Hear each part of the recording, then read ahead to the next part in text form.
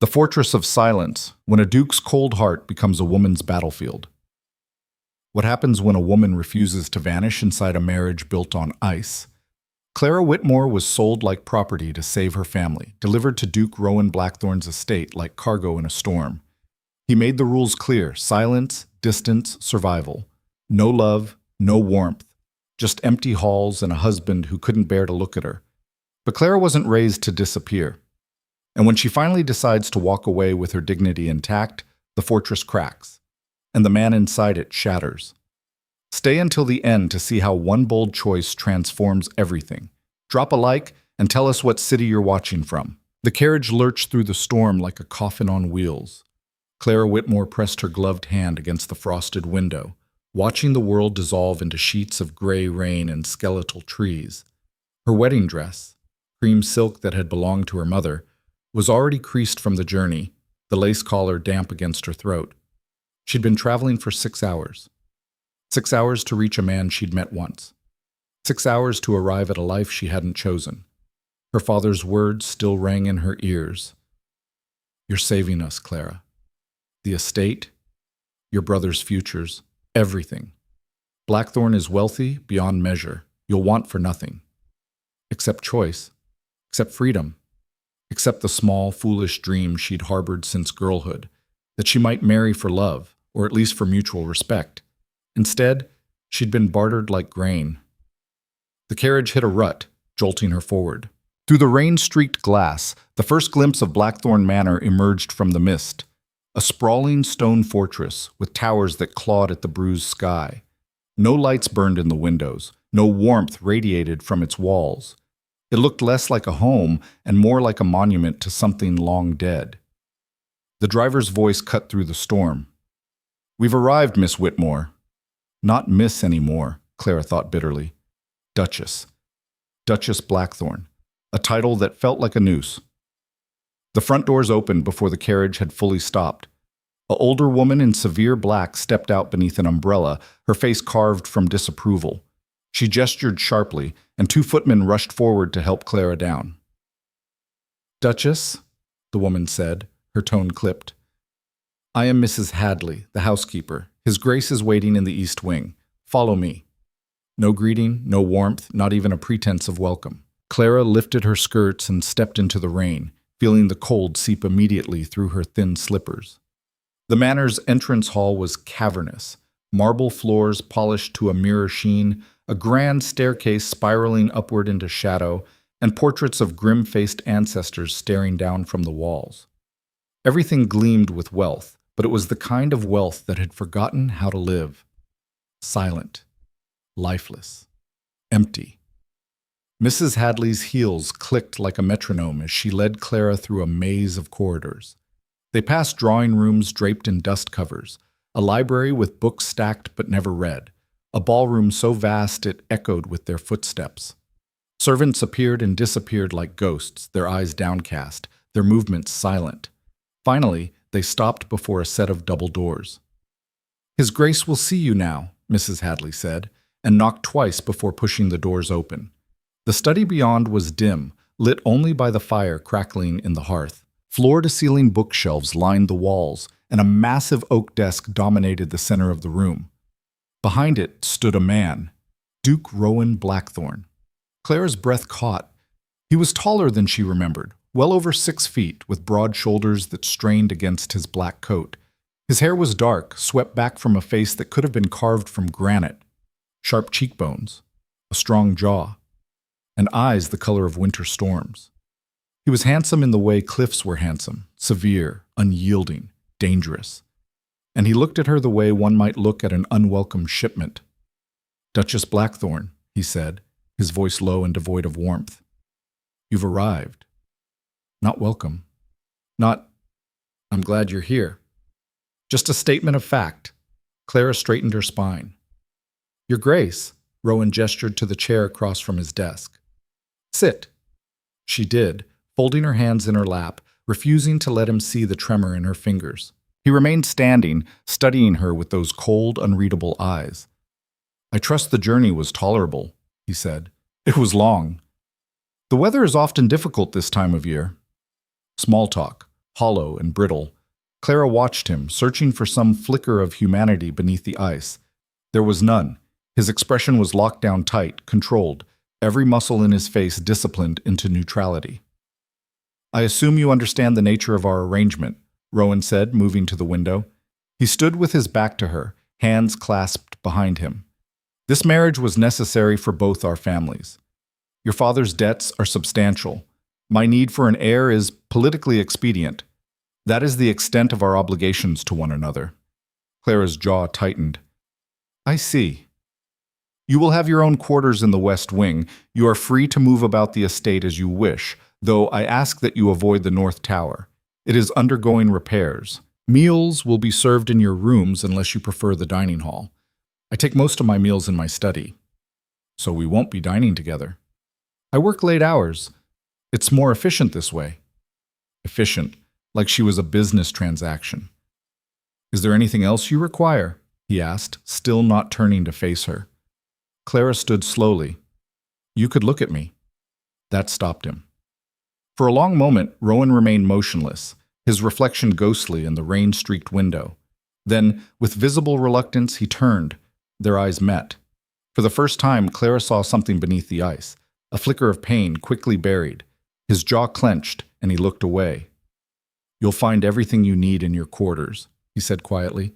"Mrs. Hadley will show you the way. If there's nothing else—" "There is, actually." Rowan's gaze snapped back to her, surprised. Clara stepped forward. "I understand this isn't a love match.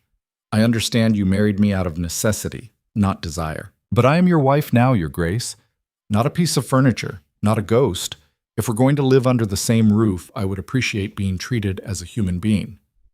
Silence stretched between them, thick and dangerous. Rowan's expression hardened. "You want honesty, Duchess? Very well. I did not ask for this marriage. I do not want a wife wandering my halls, rearranging my life, expecting things I cannot give. You will be provided for. You will be safe. You will want for nothing material, but do not expect warmth. Do not expect companionship. And above all, do not expect love." Each word landed like a stone. Clara held his gaze, refusing to flinch. "Then what should I expect, Your Grace?" "Survival," Rowan said coldly. "Nothing more." He crossed to the door and opened it, a clear dismissal. "Mrs. Hadley will show you to your rooms. Good night, Duchess." Clara walked past him, chin high, fighting the sting behind her eyes. But as she reached the threshold, she paused.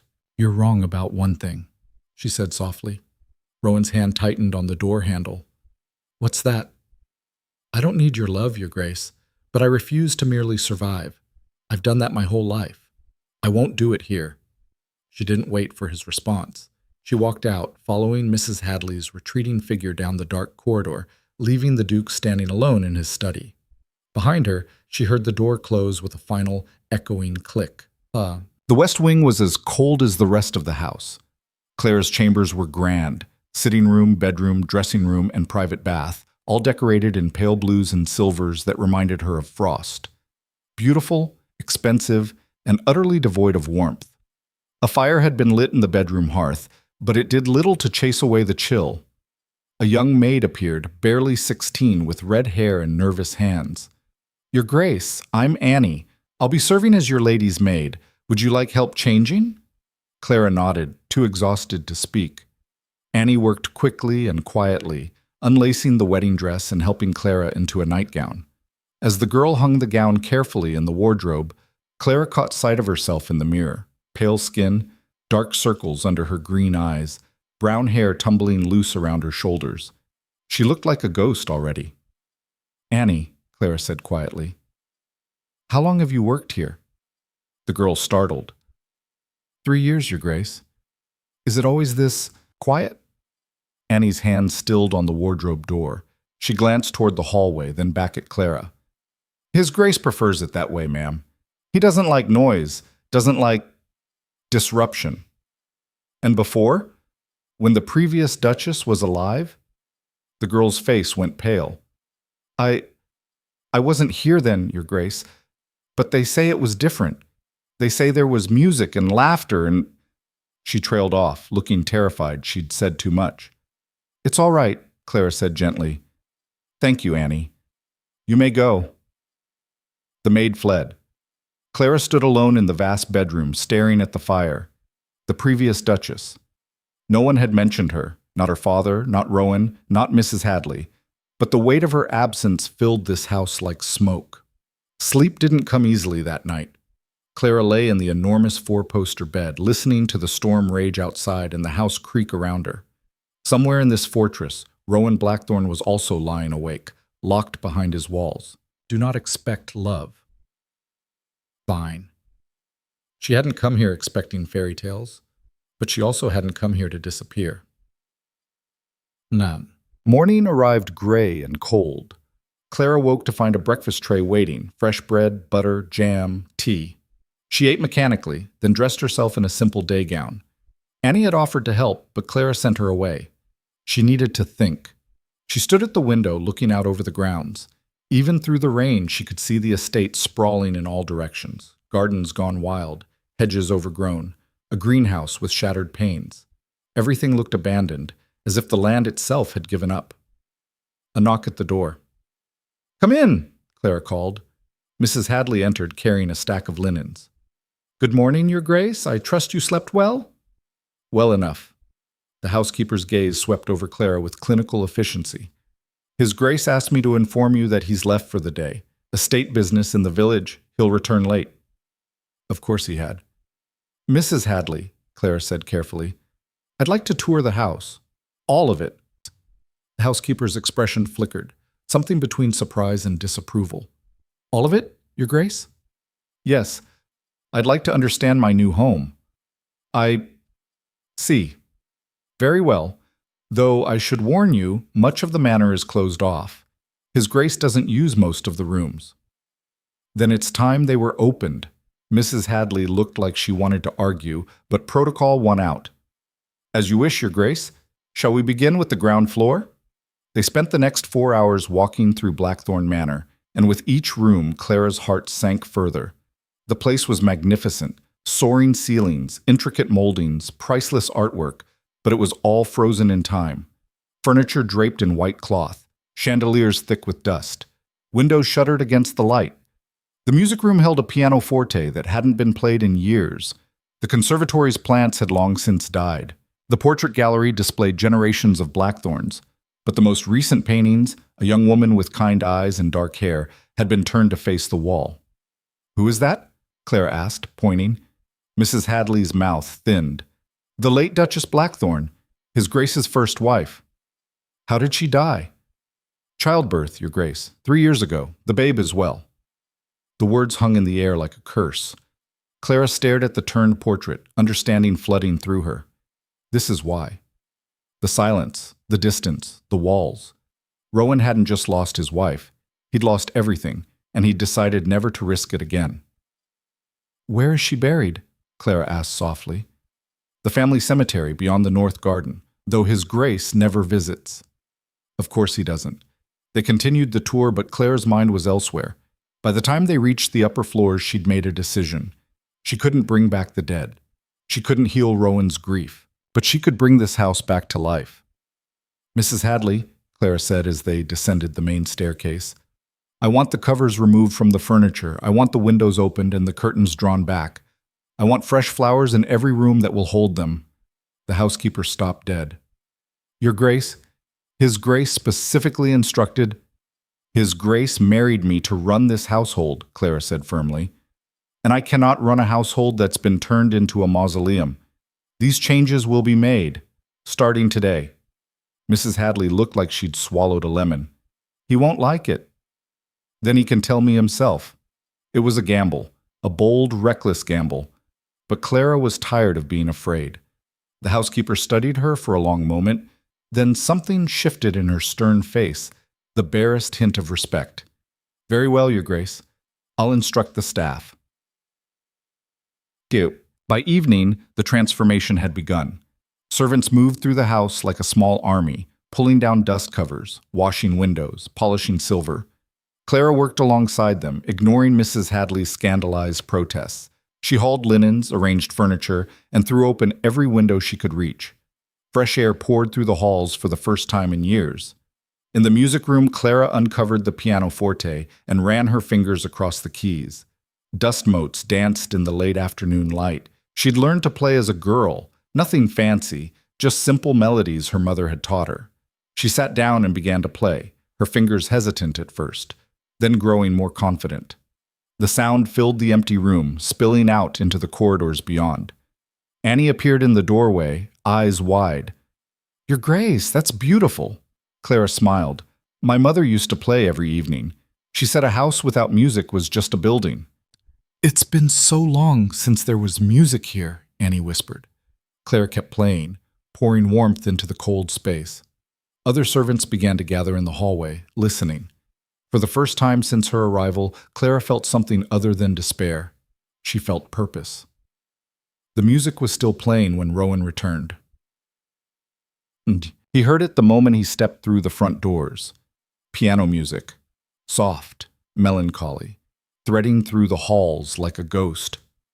Rowan froze, his chest tightening. For one disorienting moment, he was 3 years in the past, coming home to find Eliza at the piano, her dark hair spilling over her shoulders as she played. She'd always played in the evenings, filling the house with light and sound. Then she'd died, and the music had died with her. Now it was back. Rage flared hot and immediate. He strode through the house, following the sound, his footsteps echoing on the newly polished floors. Servants scattered at his approach, their faces pale. "She's changing everything." The covers were gone. The windows were open. Sunlight poured through rooms that had been dark for years. Fresh flowers sat in vases on tables he'd forgotten existed. The very air felt different. Rowan's jaw clenched. He'd given her one rule: leave things alone. And she'd ignored him completely. He reached the music room and stopped in the doorway. Clara sat at the pianoforte, her back straight, her fingers moving across the keys with quiet confidence. She wore a simple green dress, her hair pinned up, and she was completely absorbed in the music. Sunlight streamed through the windows behind her, turning her into something ethereal. For a moment, Rowan couldn't breathe. Then Clara looked up and saw him. The music stopped abruptly. They stared at each other across the room, her green eyes wide, his gray ones stormy with barely controlled fury. "Your Grace," Clara said, rising slowly. "You're home early." "What?" Rowan said, his voice dangerously quiet. "Have you done to my house?" Clara lifted her chin. "I opened it." "I didn't give you permission." "You gave me the title of Duchess," she interrupted, "which means this is my house too, and I refuse to live in a tomb." Rowan took a step forward, his hands clenched at his sides. "You had no right." "I had every right." Clara's voice was steady, but her hands trembled. "You married me, Your Grace. You brought me here. You cannot ask me to simply vanish into the shadows and pretend I don't exist. I asked you to respect my wishes. Your wishes are killing you." The words burst out of Clara before she could stop them. "This house is suffocating. You're suffocating. You've buried yourself alive, and you expect me to do the same." Silence crashed down between them. Rowan's face had gone white, his eyes burning with something dangerous. When he spoke, his voice was barely above a whisper. "You know nothing about what I've lost." "You're right," Clara said softly. "I don't, but I know what I see. A man who's so afraid of feeling anything that he stopped living altogether." Rowan's control shattered. "Get out," he said, his voice shaking. "Get out of this room, now." Clara didn't move. "Make me." They stood there, locked in a silent battle of wills. Rowan's chest heaved, his fists clenched so tight his knuckles were white. Clara could see the war raging behind his eyes. Fury, grief, and something else. Something raw and desperate that he couldn't quite bury. Finally, Rowan turned away. "Put everything back the way it was," he said, his voice hollow. "Tonight. All of it." Then he walked out, leaving Clara standing alone in the sunlit room. She waited until his footsteps faded. Then she sank onto the piano bench, her legs suddenly weak. Annie appeared in the doorway, her face stricken. "Your Grace, I'm so sorry. We shouldn't have—" "No," Clara said quietly. "We did exactly what needed to be done." "But he ordered everything put back." Clara looked around the bright, open room, at the windows letting in light, at the flowers blooming in their vases, at the piano that had remembered how to sing. Then he'll have to order it himself, she said, because I'm not doing it. It was a line in the sand, and Clara Blackthorne had just crossed it. That night, Clara lay awake again, listening to the house settle around her. She'd gambled everything, her safety, her position, whatever fragile piece had existed between them. Rowan would be furious. He might throw her out. He might make her life hell. But she'd also seen something in his eyes before he'd walked away. Fear. Not of her, of what she represented. Change. Life. The possibility that he might have to feel something again. Clara pulled the blankets tighter around herself, staring up at the canopy above her bed. She'd been bartered into this marriage like property, handed over to a man who didn't want her, locked inside a fortress of grief and silence. But she was still here, still breathing, still fighting, and she wasn't done yet. Somewhere in the east wing, Rowan Blackthorne stood at his study window, staring out into the darkness. The sound of the piano still echoed in his ears. The sight of Clara's defiant green eyes still burned in his mind. He'd told himself he could keep her at a distance, that he could marry her, bed her when necessary for an heir, and otherwise pretend she didn't exist. But after one day, she'd already torn through his carefully constructed walls like a storm. Rowan pressed his palm against the cold glass, his reflection ghostly in the darkness. Do not expect love. He'd meant every word, because love was the most dangerous thing in the world, and he'd already lost everything to it once. He couldn't survive losing it again. The next morning, the covers were still off the furniture. Clara woke to pale sunlight streaming through her windows and the distant sound of servants moving through the halls. She dressed quickly, her heart hammering. Any moment now, Mrs. Hadley would arrive with Rowan's orders. Any moment now, the battle would truly begin. But when Annie brought breakfast, she said nothing about putting the house back to sleep. His Grace left at dawn, the girl offered quietly, setting down the tray. Rode out toward the northern fields. Won't be back until evening, Mrs. Hadley says. Clara's hand stilled on her teacup. He said nothing about the changes? Annie shook her head, looking both relieved and confused. Not a word, Your Grace. Mrs. Hadley's as surprised as anyone. She had the staff ready to start covering everything again, but nothing. It wasn't victory. It was something more dangerous, a silence that could mean anything. Rowan could be planning something worse, or perhaps he simply didn't care enough to fight. Either way, Clara had won the first round. But she knew better than to celebrate. After breakfast, she went down to the library. It was a massive room, 3 stories tall with a spiral staircase leading to the upper galleries. Thousands of books lined the shelves, their spines cracked and faded. Clara ran her fingers along them, reading titles. Philosophy, history, agricultural text, poetry.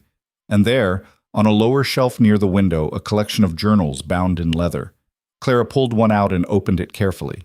The handwriting inside was elegant, feminine. January 15th.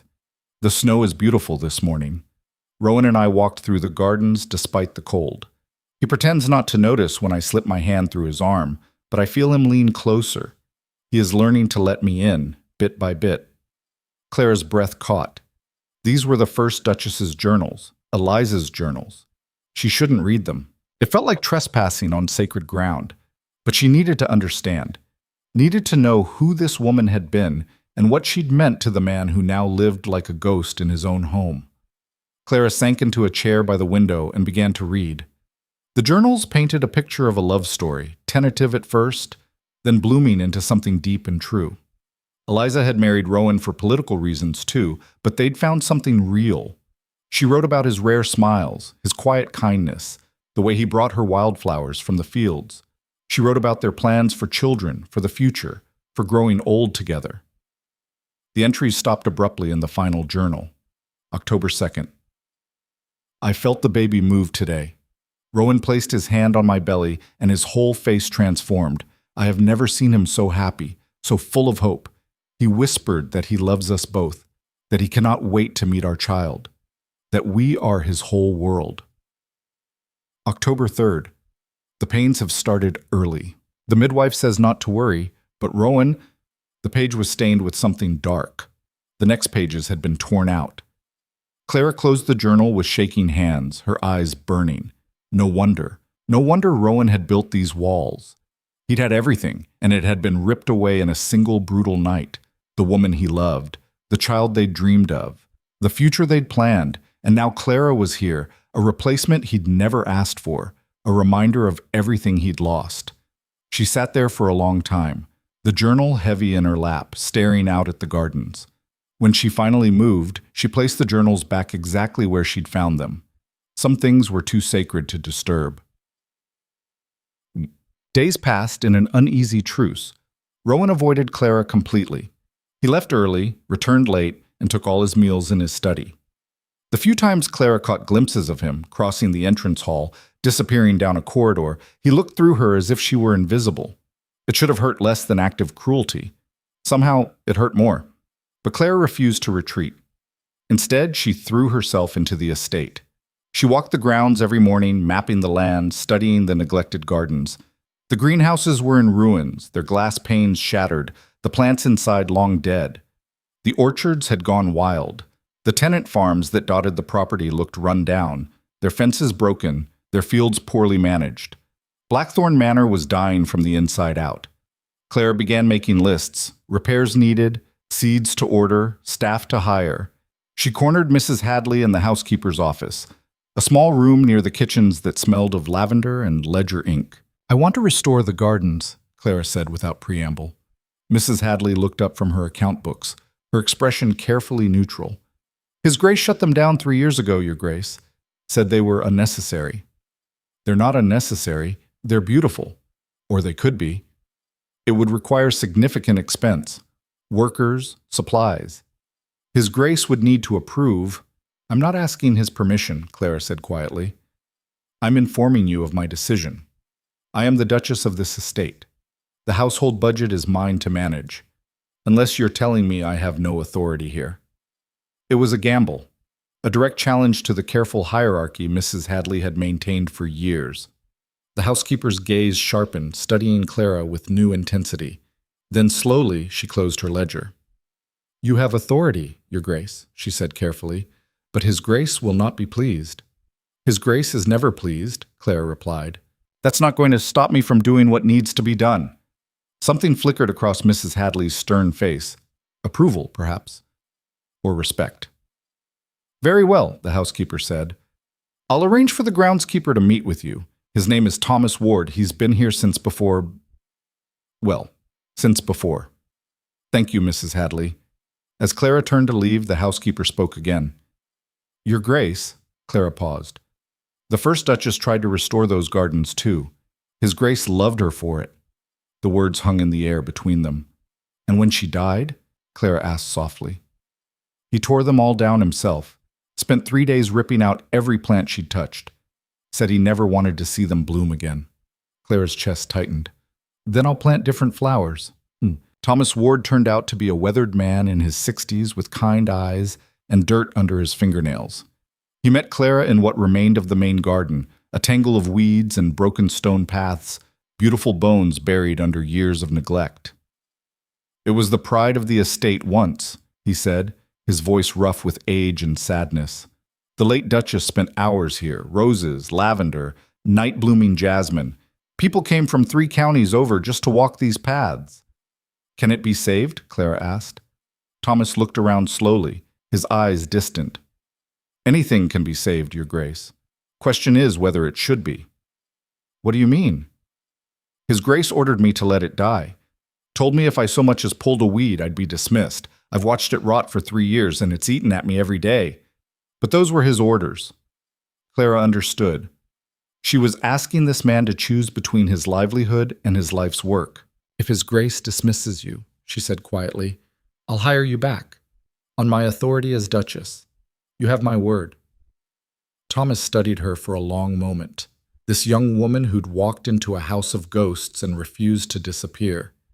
Then he smiled, the first real smile Clara had seen from anyone at Blackthorn Manor.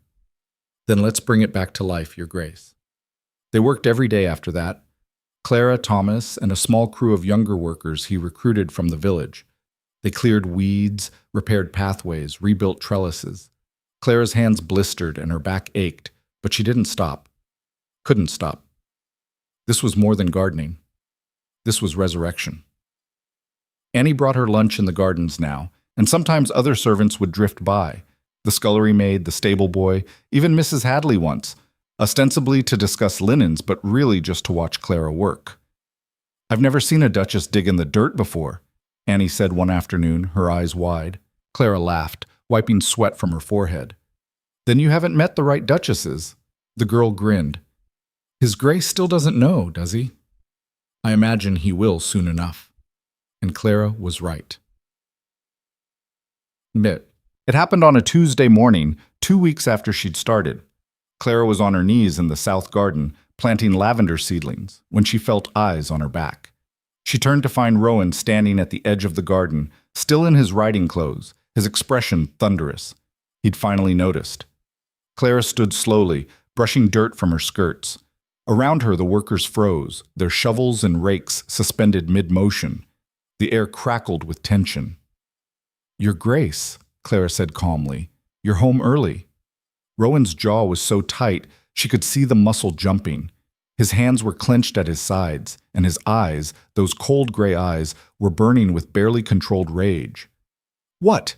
he said, each word clipped and precise. "Do you think you're doing?" "Gardening." "I can see that." He took a step forward. "I specifically ordered these gardens left alone." "You ordered Thomas to leave them alone," Clara corrected. "You never gave me that order." "Don't play semantics with me." "I'm not playing anything." Clara met his gaze steadily. "This estate is falling apart. The land is dying. Someone has to care for it. I didn't ask you to care for it." "No, you asked me to be invisible." Clara's voice rose despite herself. "You asked me to hide in my rooms and pretend I don't exist while everything around us crumbles. Well, I won't do it. I won't watch this place die just because you've given up on living." The words hit like stones. Rowan's face went white, then red. "You know nothing." "I know enough," Clara interrupted. "I know you loved your wife. I know you lost her and your child, and it destroyed you. But Rowan, that was 3 years ago. 3 years you've spent locked in this fortress, punishing yourself and everyone around you for something that wasn't your fault." "Don't," Rowan said, his voice shaking. "Don't you dare." "She would hate this," Clara said quietly. "The woman who loved these gardens, who filled this house with music, she would hate what you've done to her home." For a moment, Clara thought Rowan might actually strike her. His whole body trembled with rage, his fists clenched white-knuckled at his sides. Then he turned to Thomas. "You're dismissed," Rowan said coldly. "Pack your things and leave the estate. Today." Thomas's face crumbled, but he nodded. "Yes, Your Grace." "No," Clara said. Rowan's head snapped toward her. "What did you say?" "I said no." Clara stepped between Rowan and the groundskeeper. "Thomas works for me, on my authority as Duchess. You cannot dismiss him. I am the Duke of this estate, and I am your wife." Clara's voice rang across the garden. "I have rights here too, or did you forget that when you dragged me into this marriage?" They stood there, locked in a battle of wills, while the workers watched in terrified silence. Rowan's chest heaved, his eyes wild with something between fury and desperation. "You have no idea what you're doing," he said, his voice low and dangerous. "Then explain it to me," Clara challenged. "Tell me why you can't bear to see anything beautiful in this place. Tell me why you've turned your home into a graveyard." "Because everything beautiful dies." The words exploded out of Rowan like a dam breaking. "Everything I touch, everything I love, it all dies and leaves me with nothing but ashes. So yes, I tore out the gardens. Yes, I shut down the house, because I refuse to watch anything else I care about wither and disappear." The raw pain in his voice stole Clara's breath. For a moment, she saw past the ice to the man beneath, broken, grieving, terrified of feeling anything ever again. "I'm sorry," she said softly. "I'm sorry for what you lost. But you're wrong about one thing." "What's that?" "You didn't kill them." Clara's eyes held his. "Life did. Fate did. But you're killing yourself by refusing to live. And I won't stand by and watch it happen." Rowan stared at her, something cracking behind his eyes. Then he turned and walked away without another word, his shoulders rigid, leaving Clara standing among the half-planted lavender. Thomas approached carefully. Your Grace, perhaps I should— You're not going anywhere, Clara said firmly. We have work to finish. But her hands were shaking as she knelt back down in the dirt. She'd pushed too far, said too much, and she had no idea what Rowan would do next. Well, that night, Clara couldn't sleep. She lay in bed, staring at the ceiling, replaying the confrontation over and over. The look in Rowan's eyes, the tremor in his voice, the way he'd walked away instead of destroying her completely. He could have thrown her out, could have locked her in her rooms, could have sent word to her father that the marriage was over. But he hadn't.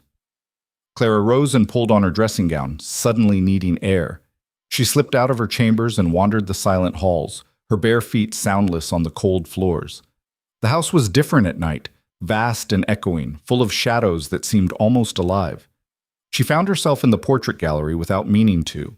Moonlight streamed through the tall windows, illuminating the faces of dead blackthorns.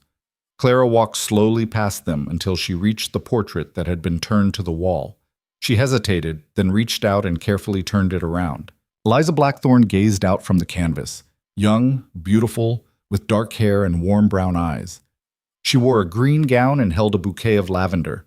Behind her, the gardens bloomed in full glory.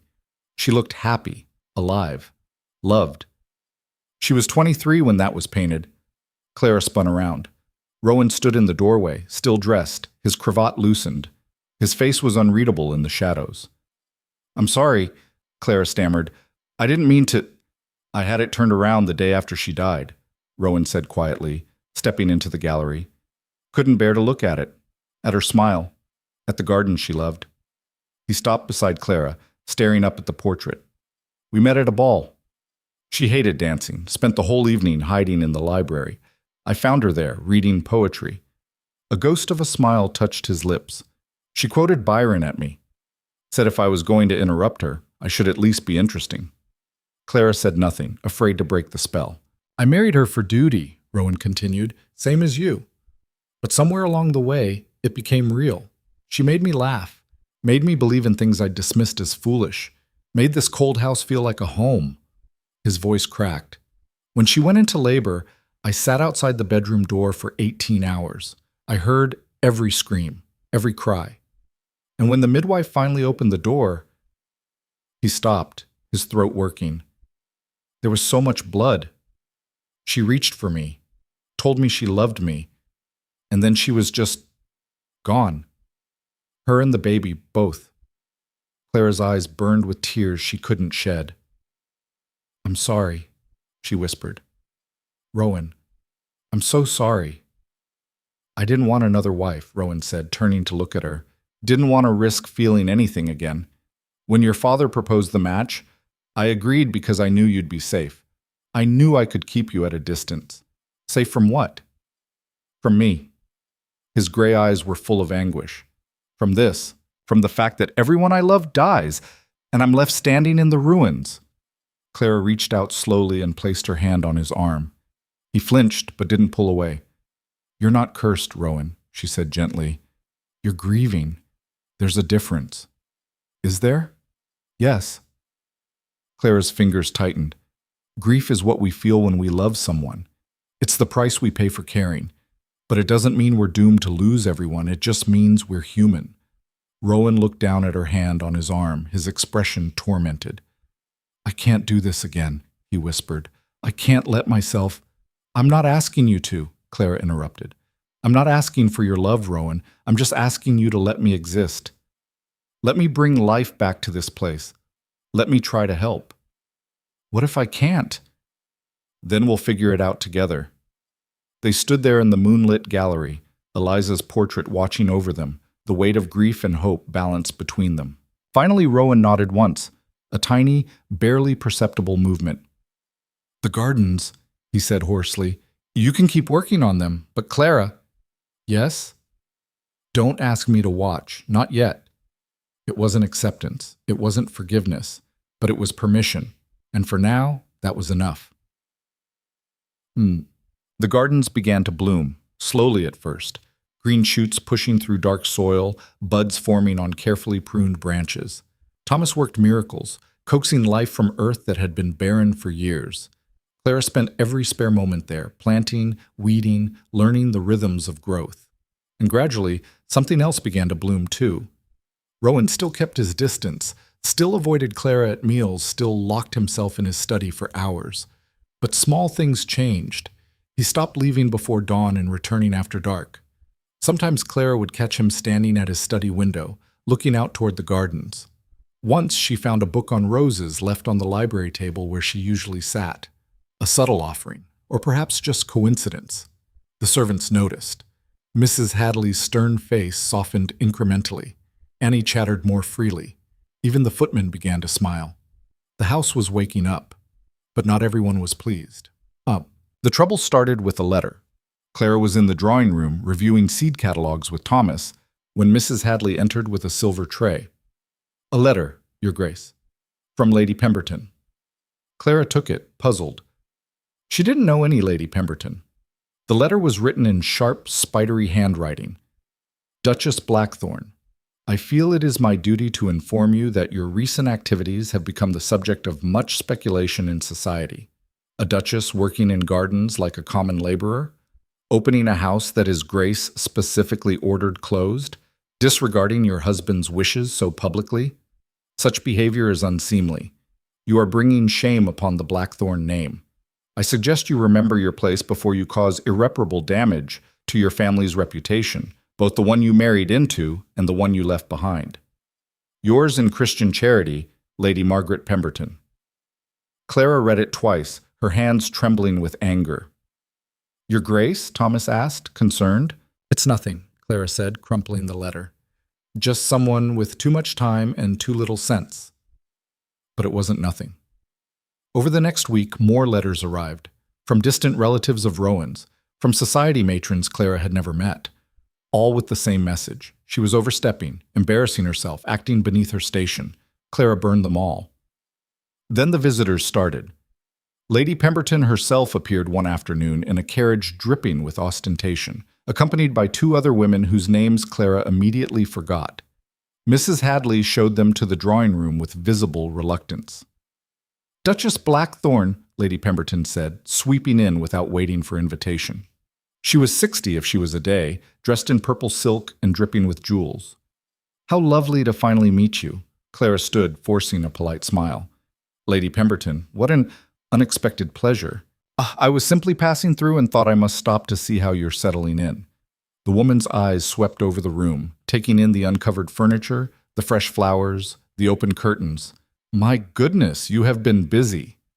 "The house needed attention," Clara said carefully. "Indeed." Lady Pemberton settled onto a sofa without being asked, "though I must say I'm surprised His Grace allowed such drastic changes. He was quite clear after poor Eliza's death that the estate should remain undisturbed." The use of Rowan's first wife's name felt like a weapon. "Times change," Clara said. "Do they?" The older woman's smile was razor sharp. "Because from what I understand, you've been making these changes without His Grace's knowledge or approval. Spending his money, altering his property, dismissing his orders.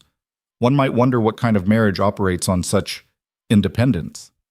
Clara's spine went rigid. "With respect, Lady Pemberton, my marriage is none of your concern." "Oh, but it is, dear child. The Blackthornes are one of the oldest families in the region. Their reputation affects us all. And when the new Duchess behaves like like a farmer's wife rather than nobility, it reflects poorly on everyone." One of the other women tittered nervously. Clara's hands clenched in her skirts.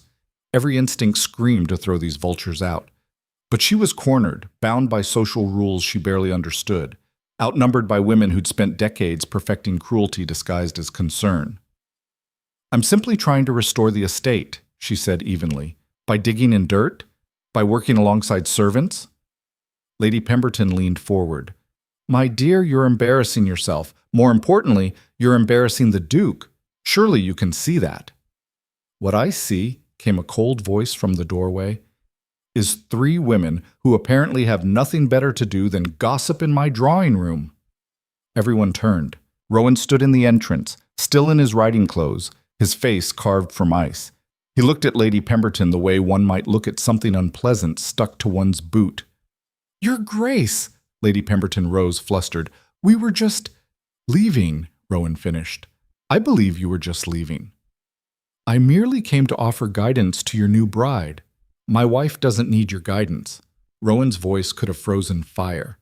"What she needs is to be left alone to run her household as she sees fit, something you seem incapable of understanding." Lady Pemberton's face flushed red. "I'm only thinking of your family's reputation. My family's reputation is my concern, not yours." Rowan stepped into the room, and the three women actually backed up. "And I find it fascinating that you're so worried about propriety when you've just barged into my home uninvited to harass my wife." "Harass? We were merely—" "Mrs. Hadley," Rowan called. The housekeeper appeared instantly. "Please show these ladies out and make a note. They are no longer welcome on this estate." Lady Pemberton's mouth fell open. "You cannot be serious." "I'm perfectly serious." Rowan's gaze was arctic. "You have exactly 1 minute to leave before I have you forcibly removed. Choose wisely." The women fled.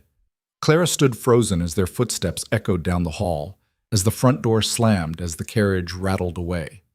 Then she looked at Rowan. He was still standing rigid, his jaw clenched, staring at the space where the visitors had been. "You didn't have to do that," Clara said quietly. "Yes, I did. They'll talk, they'll spread rumors. Let them talk." Rowan finally looked at her. "Let them say whatever they want. They don't live here. They don't know what you've done for this place." Clara's breath caught. "What I've done? The gardens are beautiful." The words seemed pulled from somewhere deep and painful. "The house is alive again. The servants are happier. Even I can see that." "But you said—" "I know what I said." Rowan ran a hand through his hair, suddenly looking exhausted. "I was angry, frightened. I wanted everything to stay dead because it felt safer that way. But you were right, Clara. Eliza would have hated what I did to her gardens, and she would have loved what you're doing now." Tears burned in Clara's eyes. "I'm not trying to replace her," she whispered. "I know." Rowan took a step closer. "You're trying to save this place. Save me, maybe. Even though I've given you every reason not to. Why did you defend me? Really?" Rowan was silent for a long moment, his gray eyes searching her face.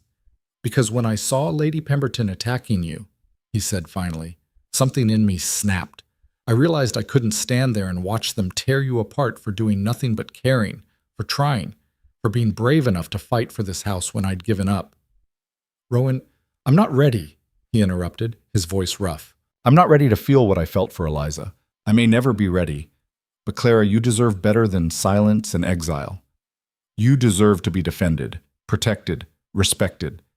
He reached out slowly, carefully, and took her hand. His skin was warm against hers. His fingers trembled slightly. "Thank you," he said quietly, "for not giving up on this place. For fighting when I couldn't." Clara's heart hammered against her ribs. This was the closest they'd been since their wedding day, the most honest he'd ever been. "What happens now?" she asked. Rowan's thumb brushed across her knuckles, a ghost of a touch. "Now?" A hint of a smile touched his lips. "Now you show me these gardens you've been bringing back to life. If you'll have me." It wasn't a declaration of love. It wasn't even a promise. But it was a beginning.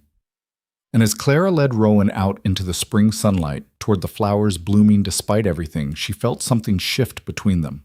Something fragile and tentative, like the first green shoots pushing through winter soil. Hope. The gardens had become their meeting ground. Every afternoon, when the sun hung low and golden over the estate, Rowan would find Clara among the flower beds. Sometimes he stayed for minutes, sometimes for hours. They didn't talk much at first, just walked the paths together, Clara pointing out new blooms while Rowan listened with an intensity that made her heart race. It was progress. Fragile, uncertain progress. But the rest of the world wasn't content to let them heal in peace. The scandal spread like wildfire through the county. Lady Pemberton had made sure of that. Within a week, Clara's name was on every tongue. The upstart duchess who'd bewitched the grieving duke, who'd torn apart a shrine to his dead wife, who'd forgotten her place and dragged the Blackthorn name through the mud. The letters turned vicious. Anonymous notes appeared, slipped under doors, or left on garden benches where Clara would find them. Replacement, gold digger. You'll never be her. Clara burned them all and kept working. Then the invitations stopped coming. Every social event in the region suddenly had no room for the Duke and Duchess of Blackthorn. Old friends of Rowan's sent curt refusals to dinner invitations Clara had never sent. The village merchants began charging higher prices when she ordered supplies for the estate. She was being frozen out, systematically and deliberately. "They're punishing you," Mrs. Hadley said one morning, her face tight with anger. "Lady Pemberton's turned half the county against us. She's telling anyone who'll listen that you've enchanted his grace, that you're trying to erase the first Duchess's memory." Clara stood at her window, watching rain hammer the gardens. "Let them talk." "Your Grace, it's more than talk. The tenant farmers are uneasy. Some are saying the Duke's lost his mind, letting his new wife run wild. Others are spreading rumors about, well, about what?" Mrs. Hadley's cheeks flushed. "About whether the marriage is even legitimate, whether you've truly fulfilled your duties as wife." Heat flooded Clara's face. The marriage had never been consummated. Rowan still kept to his own chambers, still maintained that careful distance, and apparently the whole county knew it. "It's none of their business," Clara said tightly. "No, it's not. But it gives them ammunition. Lady Pemberton's telling everyone that his Grace doesn't want you, that you're forcing changes on an estate that isn't truly yours." Clara's hands clenched on the windowsill. "What do you suggest I do? Hide? Apologize? Prove myself to people who've already decided to hate me?" "No." Mrs. Hadley's voice was firm. "I suggest you fight. The Harvest Festival is in 3 weeks. It's the largest event of the year. All the noble families attend, plus every tenant farmer and villager for miles. If you and his Grace appear together, united, it might silence some of the talk. And if Rowan refuses, then you go anyway," the housekeeper said. "You're the Duchess. You have every right to be there. And you show them you're not afraid." Clara turned that over in her mind. It was risky. Appearing alone would feed the rumors that her marriage was a sham, but appearing with Rowan, forcing him into a public display of unity when their relationship was still so fragile, that could backfire catastrophically. But hiding would be worse. "Set it up," Clara said. "I'll speak to Rowan." She found him in the stables that evening, brushing down his horse. He looked up when she entered, and something softened in his face. "Clara, I wasn't expecting you." "We need to talk." The softness vanished, replaced by wariness. "About what?" Clara told him everything, the letters, the rumors, the social exile. Rowan's expression grew darker with every word. "Lady Pemberton," he said finally, his voice deadly quiet. "She's behind this?" "Most of it, yes." "I'll destroy her." "No." Clara stepped closer. "That's not what I came to ask. Rowan, there's a harvest festival in 3 weeks. The whole county will be there. If we attend together, if we present a united front, it might stop some of the gossip." Rowan's jaw clenched. "You want me to parade us around like performing animals? I want us to show them we're not ashamed, that our marriage is real and they have no power over us." "It will make things worse," Rowan said. "They'll scrutinize every word, every gesture. They'll be looking for weakness." "Then we don't give them any."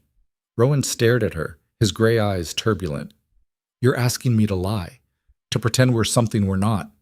The words stung, but Clara held her ground. "I'm asking you to stand beside me. Whatever we are or aren't, I'm still your wife.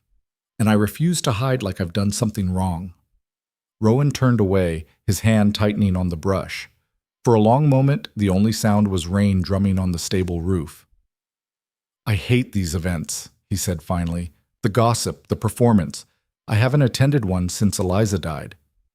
"I know, but Rowan, they're trying to destroy us. If we let them isolate us completely, we lose everything." "And if we attend and they tear you apart in front of me?" His voice was raw. "If I have to stand there and watch them humiliate you?" Clara's breath caught at the protectiveness in his tone. "Then you defend me," she said softly. "Like you did with Lady Pemberton. You remind them who you are, who I am, and that we don't answer to them." Rowan finally turned to face her. His eyes were full of conflict, fear warring with something fiercer. "This matters to you," he said. It wasn't a question. "Yes, it matters." He studied her for a long moment, then nodded slowly. "Then we'll go. Together." Relief flooded through Clara. "Thank you." "Don't thank me yet," Rowan said grimly. "You have no idea what you're walking into, Shat." The 3 weeks passed too quickly. Clara threw herself into preparations with the same intensity she'd brought to the gardens. She worked with Mrs. Hadley to select a gown, deep emerald silk that brought out her eyes, elegant but not ostentatious. She practiced her posture, her conversation, all the social armor she'd need to survive an evening of vultures. And slowly, carefully, she and Rowan began spending more time together. He started taking dinner in the main dining room instead of his study. They were stiff, formal meals at first, conversation stilted and careful, but gradually the walls came down. Rowan told her about the estate's history, the tenant families, the delicate politics of managing land. Clara shared stories of her childhood, her brothers, the small rebellions she'd staged against her father's expectations. Once, she made him laugh, actually laugh, a sound so rusty and surprised that it shocked them both. "What?" Clara asked, smiling. Rowan shook his head, still chuckling. "You're dangerous, you know that?" "Dangerous how?" "You make me forget to be careful." The words hung between them, weighted with meaning neither was ready to examine. One evening, a week before the festival, Clara found Rowan in the library. He stood before the window, staring out at the gardens now blooming in full glory. Night-blooming jasmine perfumed the air, and moonlight turned everything silver. "They're beautiful," he said quietly. "Eliza would have loved them." Clara came to stand beside him. "Tell me about her." Rowan glanced at her, surprised. "Why?" "Because she was important to you. Because pretending she didn't exist doesn't honor her memory. It buries it." He was silent for so long Clara thought he wouldn't answer. Then, slowly, he began to speak. He told her about Eliza's laugh, her stubborn streak, the way she'd challenged him on everything, about quiet mornings in the garden and loud arguments over politics, about the day they'd learned she was pregnant, the plans they'd made, the future they'd imagined, and about the night it all ended. "I held her hand while she died," Rowan said, his voice breaking. "Watched the light go out of her eyes. The midwife kept apologizing, saying she'd done everything she could. But it didn't matter. They were gone, both of them, and I was left with nothing but blood and silence." Clara's eyes burned. "I'm sorry. Rowan, I'm so sorry." After that, I couldn't bear to feel anything. Every room reminded me of her. Every laugh, every song, every beautiful thing felt like a betrayal. So I shut it all down, locked the doors, covered the mirrors, silenced the house. I thought if I stopped feeling, I'd stop hurting. Did it work? No. He looked at her, his gray eyes raw. It just made me hollow, until you came and started tearing down the walls I'd built. Clara's heart hammered. Is that a good thing or a bad thing? I don't know yet, Rowan admitted. But Clara, you need to understand something. I may never love you the way I loved her. I may never be able to give you what you deserve. The word should have hurt, but Clara had known this from the beginning. I don't need your love, she said quietly, but I need your honesty, your trust, a real partnership, even if it's not a romance. Rowan reached out and tucked a strand of hair behind her ear, the first time he'd touched her so gently since their wedding day. You're remarkable, he murmured, brave and fierce, and refusing to break no matter how hard I push. I don't deserve you. Then earn me, Clara challenged softly. Something sparked in Rowan's eyes, heat, admiration, maybe the beginning of something more. But before he could respond, the library door burst open. Mrs. Hadley stood there, her face white. Your Grace, there's been an accident. One of the tenant farms. There's a fire. They rode out immediately, Rowan on his black stallion and Clara in the carriage, despite her protests. By the time they arrived, half the barn was engulfed in flames. Tenant farmers formed a bucket brigade, desperately trying to save what they could, but the fire was spreading fast. Where's the family? Rowan shouted over the roar. Got out safe, Your Grace, a man called back. But the livestock! Rowan didn't wait to hear more. He dismounted and ran straight toward the burning barn. "Rowan, no!" Clara screamed, but he was already inside. Terror froze her blood. She could see him through the smoke, leading panicked horses out one by one, his face blackened, his clothes singed.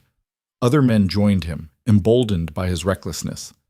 Then Clara heard it, a child's scream, high and terrified. Everyone froze. "Emily!" a woman shrieked. "She went back for her doll." The tenant farmer's daughter. She was still inside. The men looked at each other, hesitating. The barn was collapsing, the heat unbearable. Clara didn't think. She just ran. "Your Grace, no!" Someone grabbed for her, but she tore free and plunged into the smoke. The heat hit her like a wall. She couldn't see, couldn't breathe. Flames danced along the walls, and the roof creaked ominously overhead. "Emily!" Clara shouted. "Emily, where are you?" A sob answered her, coming from the left. Clara stumbled through the smoke and found the girl huddled in a corner, clutching a scorched rag doll. "Come on, sweetheart," Clara gasped, scooping the child into her arms. She turned toward the exit, but a beam crashed down, blocking their path. Panic clawed at Clara's throat.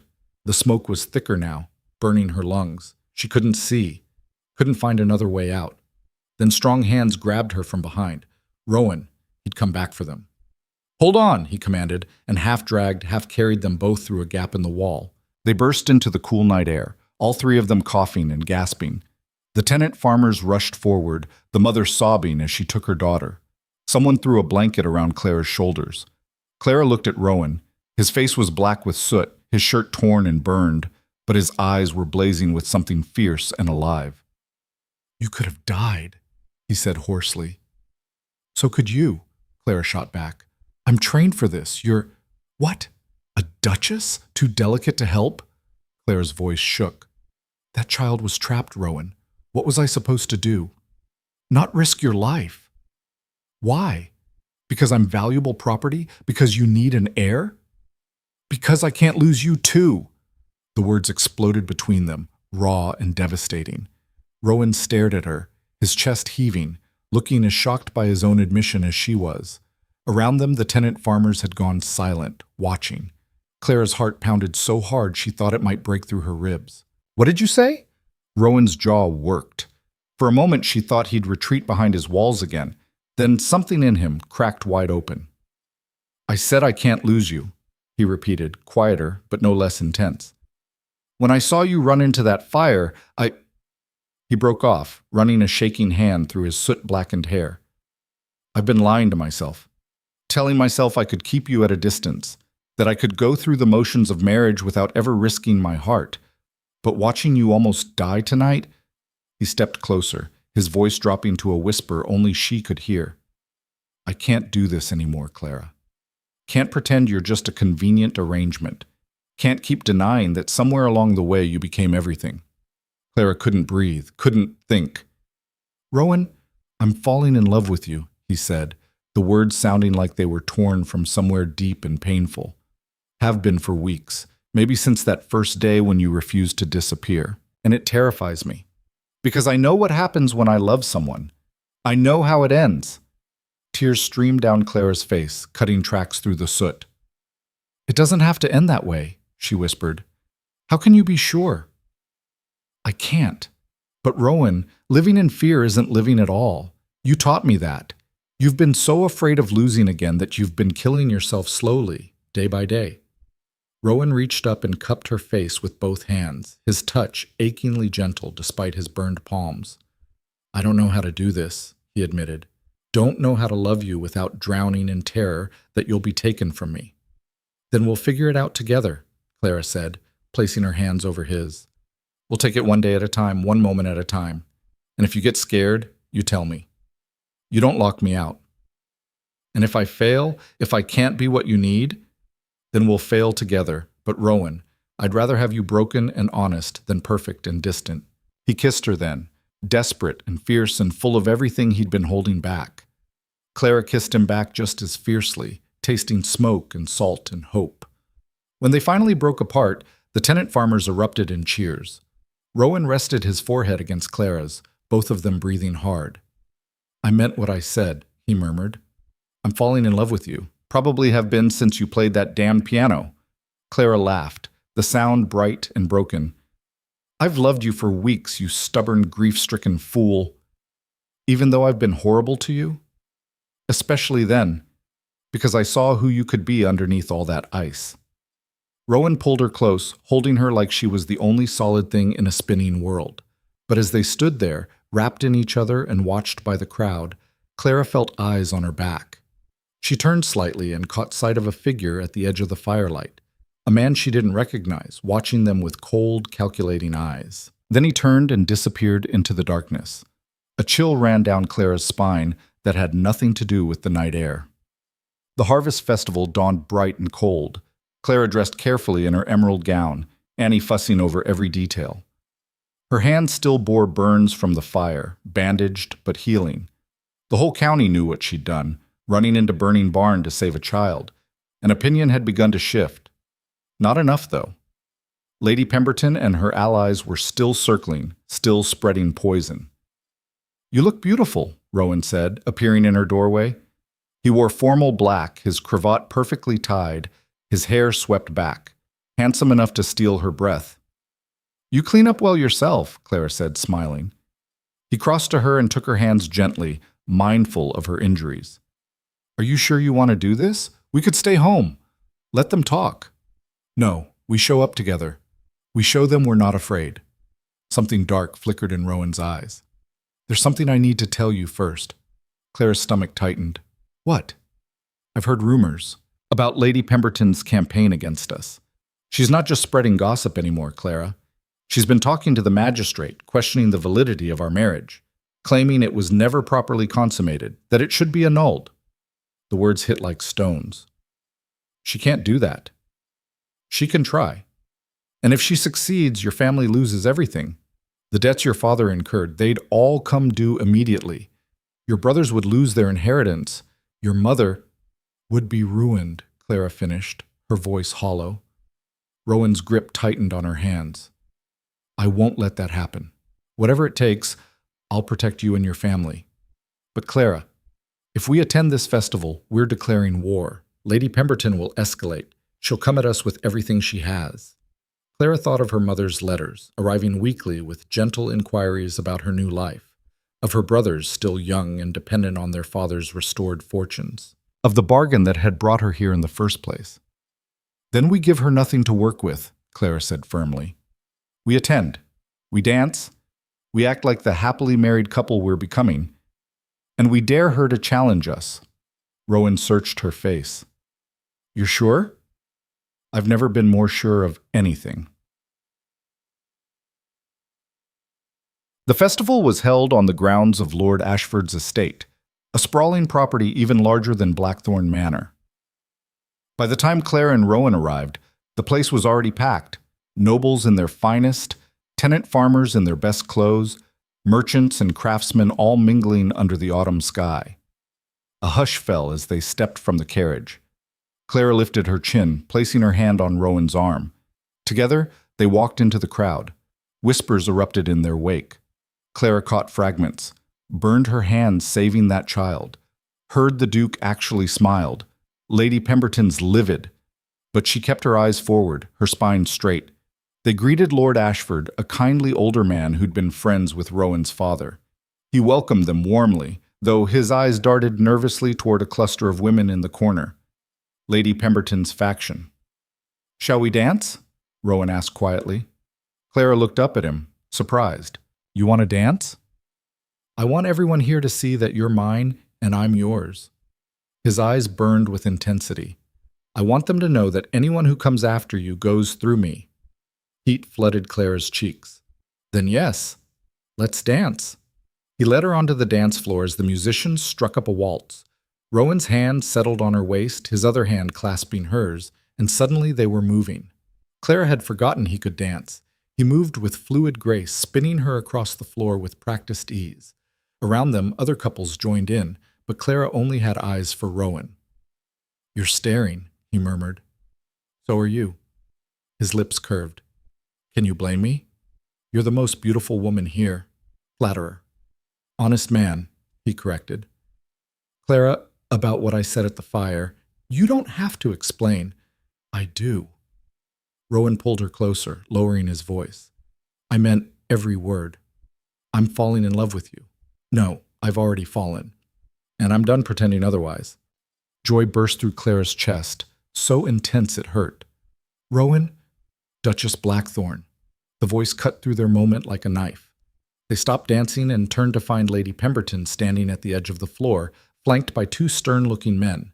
Behind her stood the magistrate, the man Clara had seen watching them at the fire. Lady Pemberton, Rowan said coldly, what do you want? Justice, the woman said, her voice carrying across the now silent ballroom. I want justice for the farce that is your marriage. Gasps rippled through the crowd. Rowan's arm tightened around Clara's waist. You're drunk, he said flatly. Go home. I'm perfectly sober, and I have witnesses. Lady Pemberton gestured to the magistrate. Mr. Crawford has been investigating your marriage on my behalf. Tell them what you found.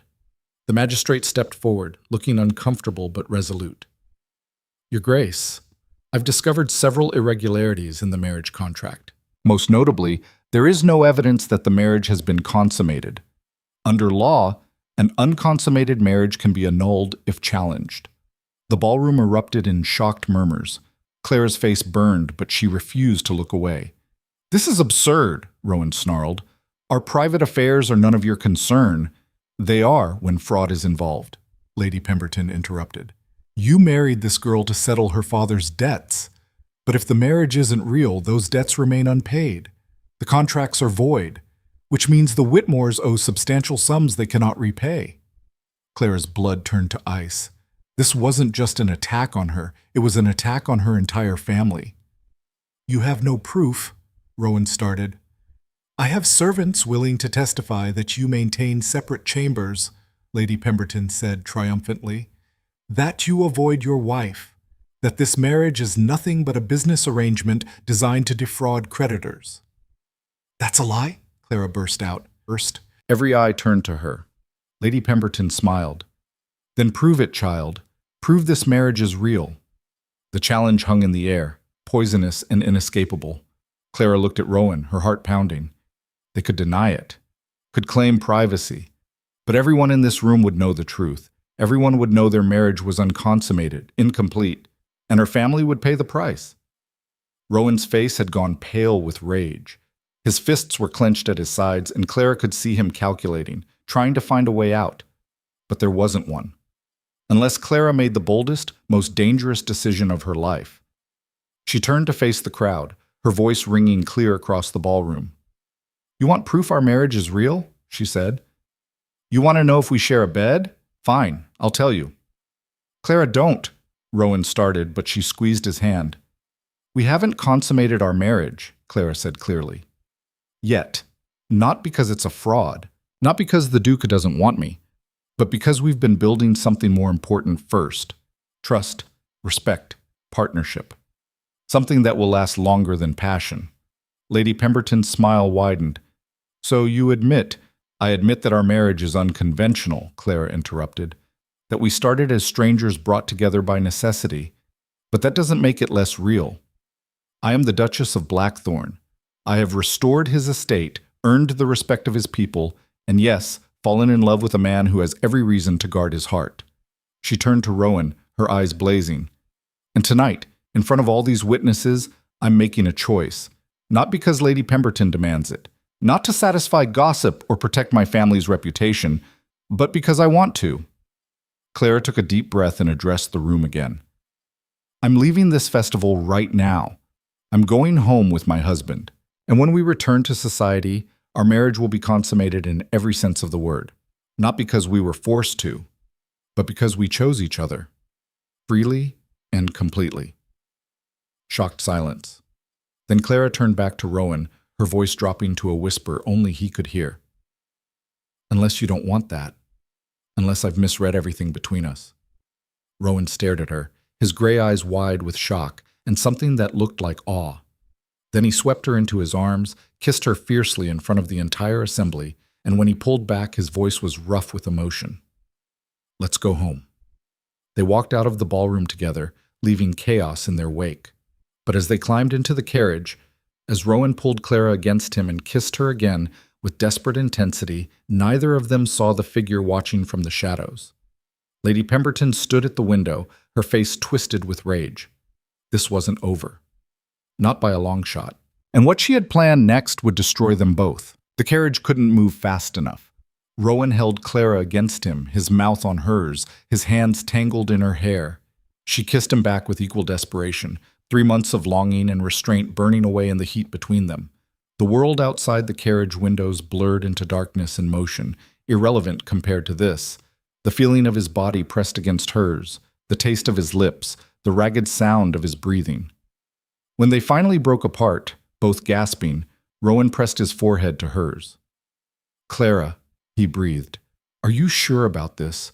What you said back there, I meant every word." Her voice was steady despite the trembling in her hands. "I want this. Want you.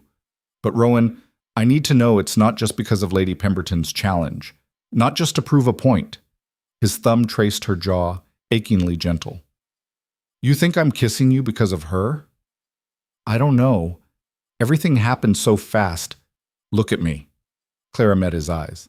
In the dim carriage light, they burned like molten silver. "I am kissing you," Rowan said, his voice rough, "because I've wanted to for weeks and was too much of a coward to admit it. Because watching you walk into that fire shattered every wall I'd built. Because you're the bravest, most infuriating, most extraordinary woman I've ever known, and I'm done pretending I can live without you." He kissed her again, softer this time, reverent. "Tonight isn't about Lady Pemberton," he murmured against her lips. "Tonight is about you and me choosing each other. Finally. Completely. If you'll have me." Clara's answer was to pull him back down into another kiss. The carriage jolted to a stop. They'd reached Blackthorn Manor. Rowan helped Clara down, his hand lingering on her waist. The front doors opened, Mrs. Hadley appearing with her usual efficiency, then stopping short at the sight of them. Clara's hair was disheveled, her lips kiss-swollen. Rowan's cravat was askew, his eyes dark with unmistakable intent. The housekeeper's stern face softened into something that might have been a smile. "Your Graces," she said carefully, "shall I have supper sent to your chambers?" "No," Rowan said, his eyes never leaving Clara's face. "We won't be disturbed tonight, for any reason." "Understood, Your Grace." Mrs. Hadley's voice was warm. "May I say, it's good to see you both home." The emphasis on both wasn't lost on anyone. Rowan led Clara up the grand staircase, their footsteps echoing through the now bright halls. Past the portraits of stern ancestors, past the library where they'd shared so many quiet evenings, past the music room where this had all truly begun. They stopped at the threshold of Rowan's chambers in the East Wing. Clara had never been inside. For 3 months, this door had remained closed to her, the final barrier, the last piece of Rowan's life he'd kept locked away. Now he opened it and drew her inside. The room was masculine and spare. Dark wood furniture, deep blue curtains, a massive bed that dominated the space. But what caught Clara's attention were the small changes. A vase of roses from her garden on the desk. One of the books she'd been reading in the library, marked with a ribbon, sitting on his nightstand. A sketch of the restored gardens pinned above his writing table. He'd been letting her in, piece by piece, even before tonight. "I've been sketching the gardens," Rowan said, following her gaze. "Watching them bloom from my window. Watching you bring them back to life." Clara turned to face him. "Why didn't you tell me?" "Because I was afraid." He stepped closer, his hand settling on her waist. "Afraid that if I acknowledged what you were doing, I'd have to acknowledge what I was feeling. That I was falling in love with you despite every promise I'd made myself. And now? Now I'm done being afraid." Rowan's hand slid up to cup her face. "Clara, I need you to understand something. I loved Eliza. Part of me will always love her. She gave me hope when I thought I'd never have it. But she's gone. And I'm here. With you, and what I feel for you."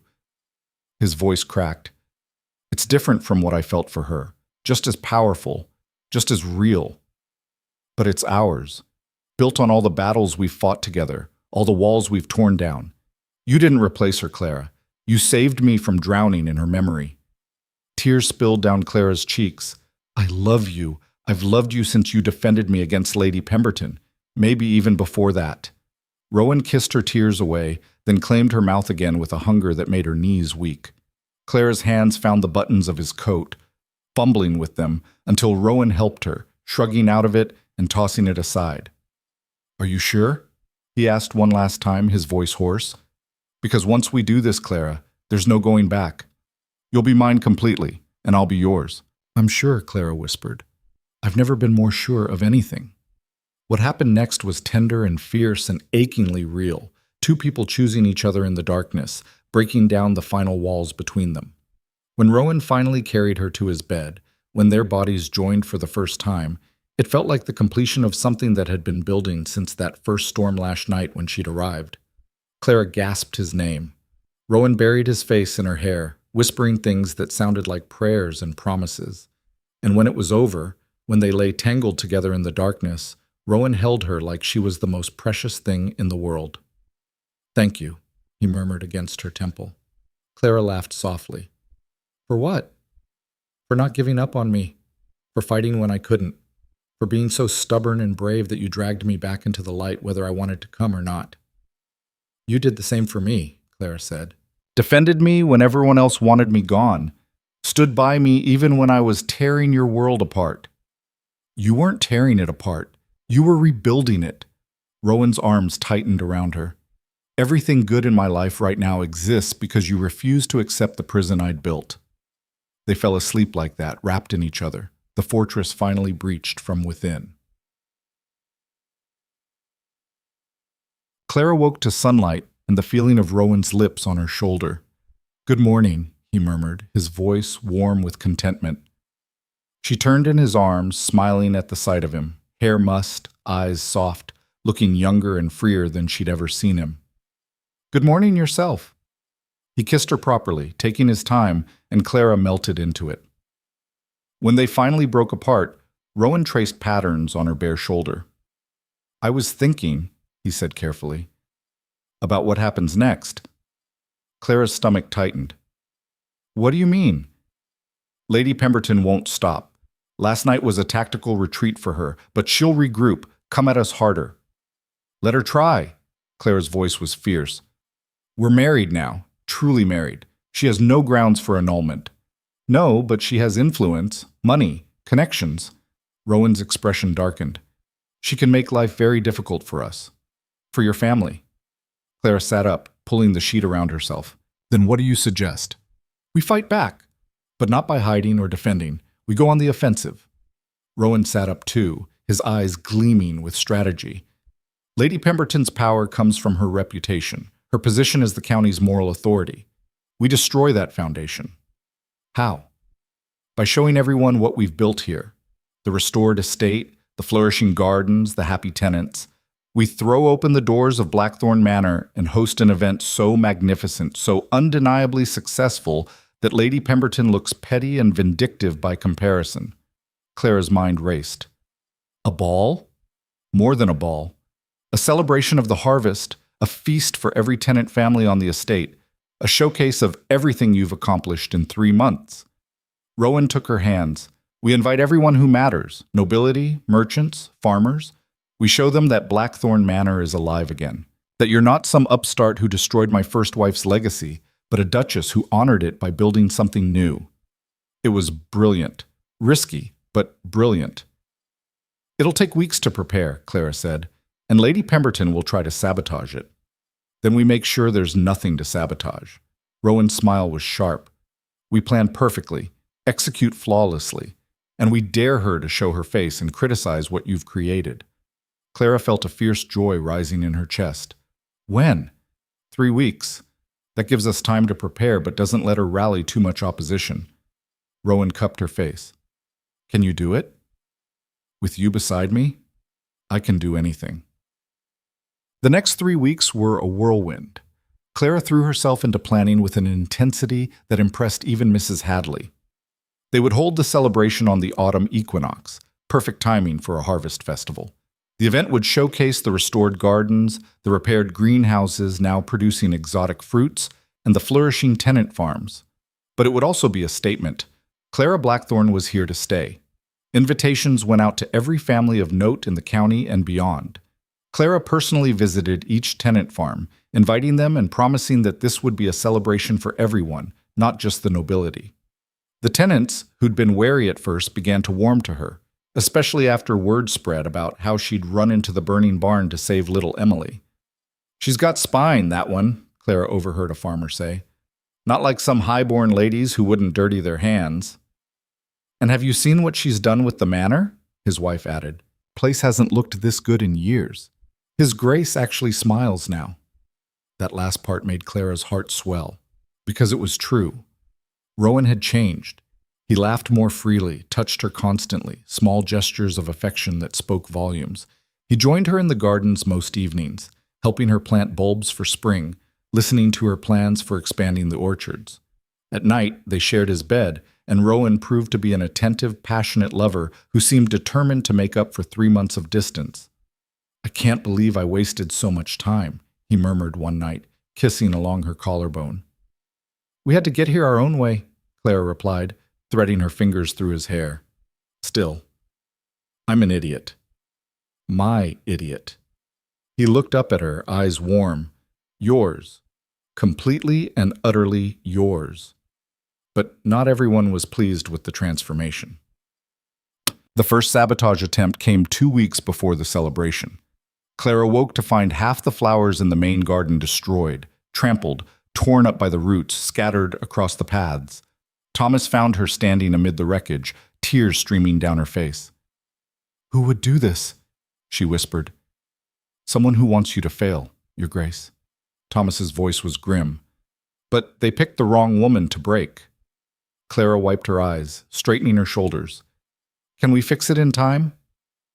"We'll work day and night if we have to." They did. Clara, Thomas, and every able-bodied servant worked from dawn to dusk, replanting and repairing. Rowan joined them, his presence alone worth more than words. When he knelt beside Clara in the dirt, planting alongside her, several of the tenant farmers who'd been watching from a distance came forward to help. "We heard what happened, Your Grace," one said. "Nobody hurts our Duchess and gets away with it." Our Duchess. The words filled Clara with fierce pride. By the end of the week, the damage was repaired. The gardens looked even better than before. Then the second attack came. Mrs. Hadley discovered that several of their food suppliers had been bribed to cancel their contracts for the celebration. No wine, no meat, no specialty items they'd ordered from London. Clara stared at the pile of cancellation notices, her hands shaking with rage. "Lady Pemberton," she said flatly. "Almost certainly," Mrs. Hadley agreed. "She's trying to ensure the celebration is a disaster."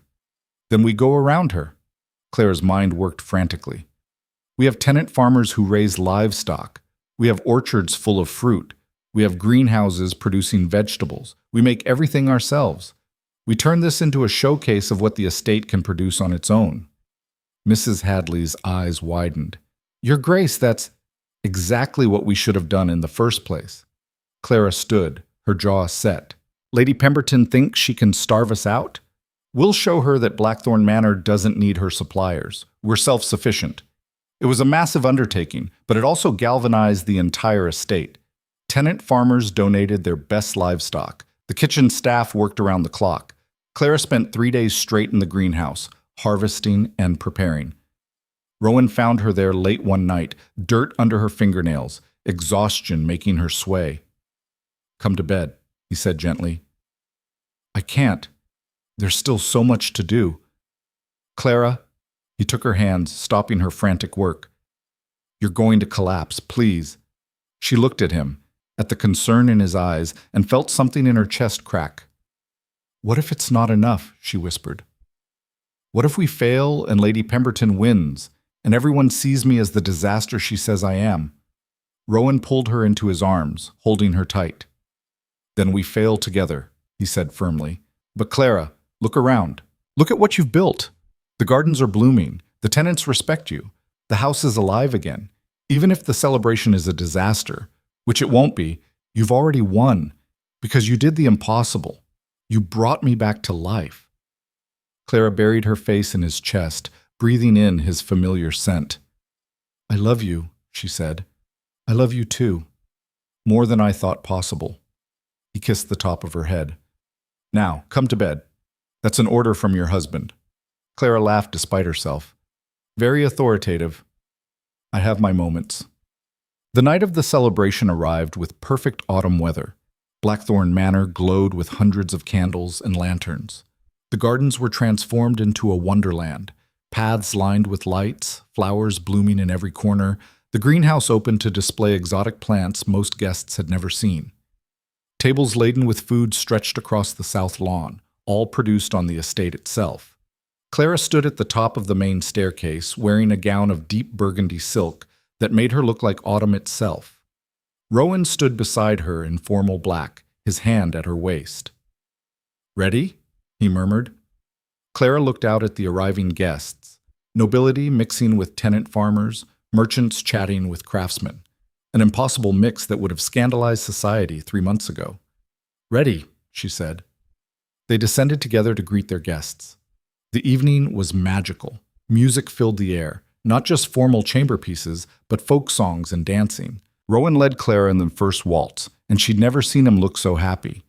When the dance ended, tenant farmers lined up to thank her personally for everything she'd done. You saved my daughter's life, Your Grace, Emily's father said, his eyes wet. We'll never forget that. And you brought work back to the estate, another added.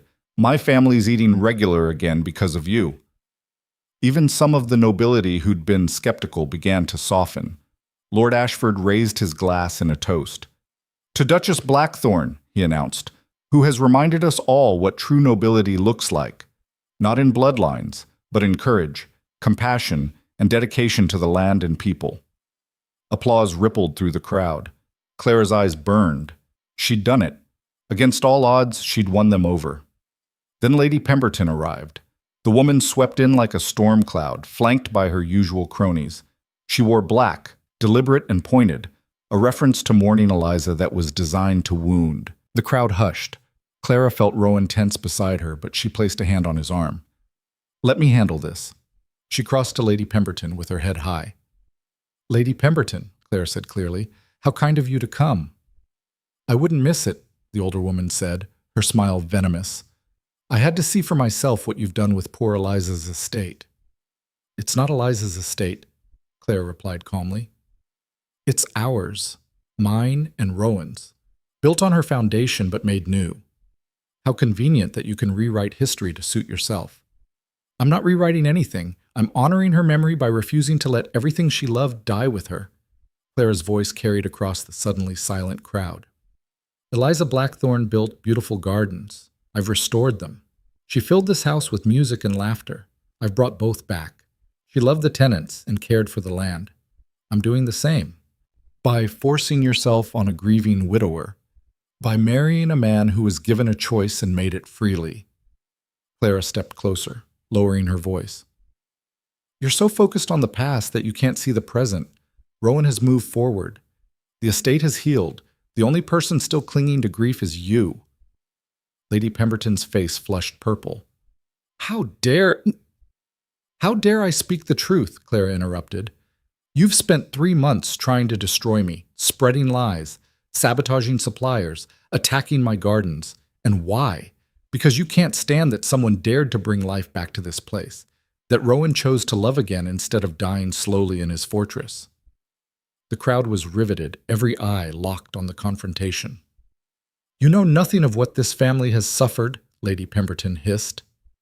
I know everything, Clara said quietly. I know Rowan lost his wife and child. I know it devastated him.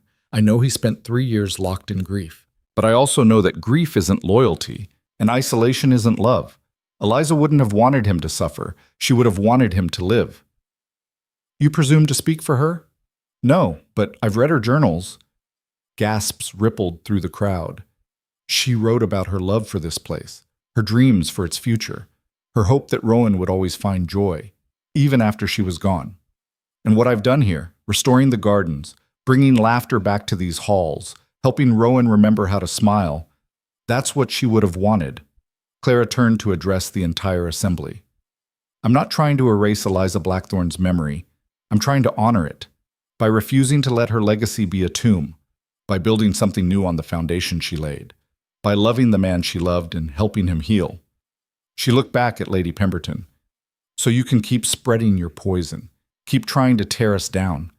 But you'll fail, because we're not fighting you anymore. We're too busy living. Silence. Then from the back of the crowd, someone started clapping. One of the tenant farmers. Then another. Then more joined in, the applause building until it filled the entire grounds. Even some of the nobility joined in, tentatively at first, then with more conviction. Lady Pemberton stood frozen, her face white with rage and humiliation as the crowd applauded the woman she'd tried to destroy. Finally, she turned and fled, her cronies scattering in her wake.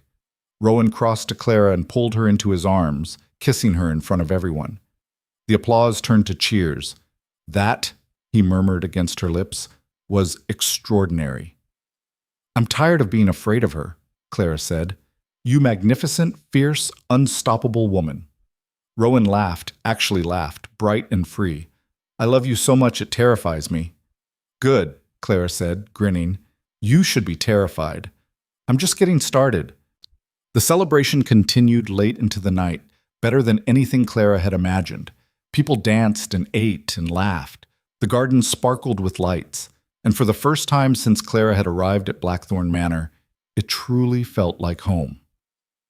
As the evening wound down, as guests began departing with warm farewells and promises to return, Clara stood with Rowan at the edge of the gardens.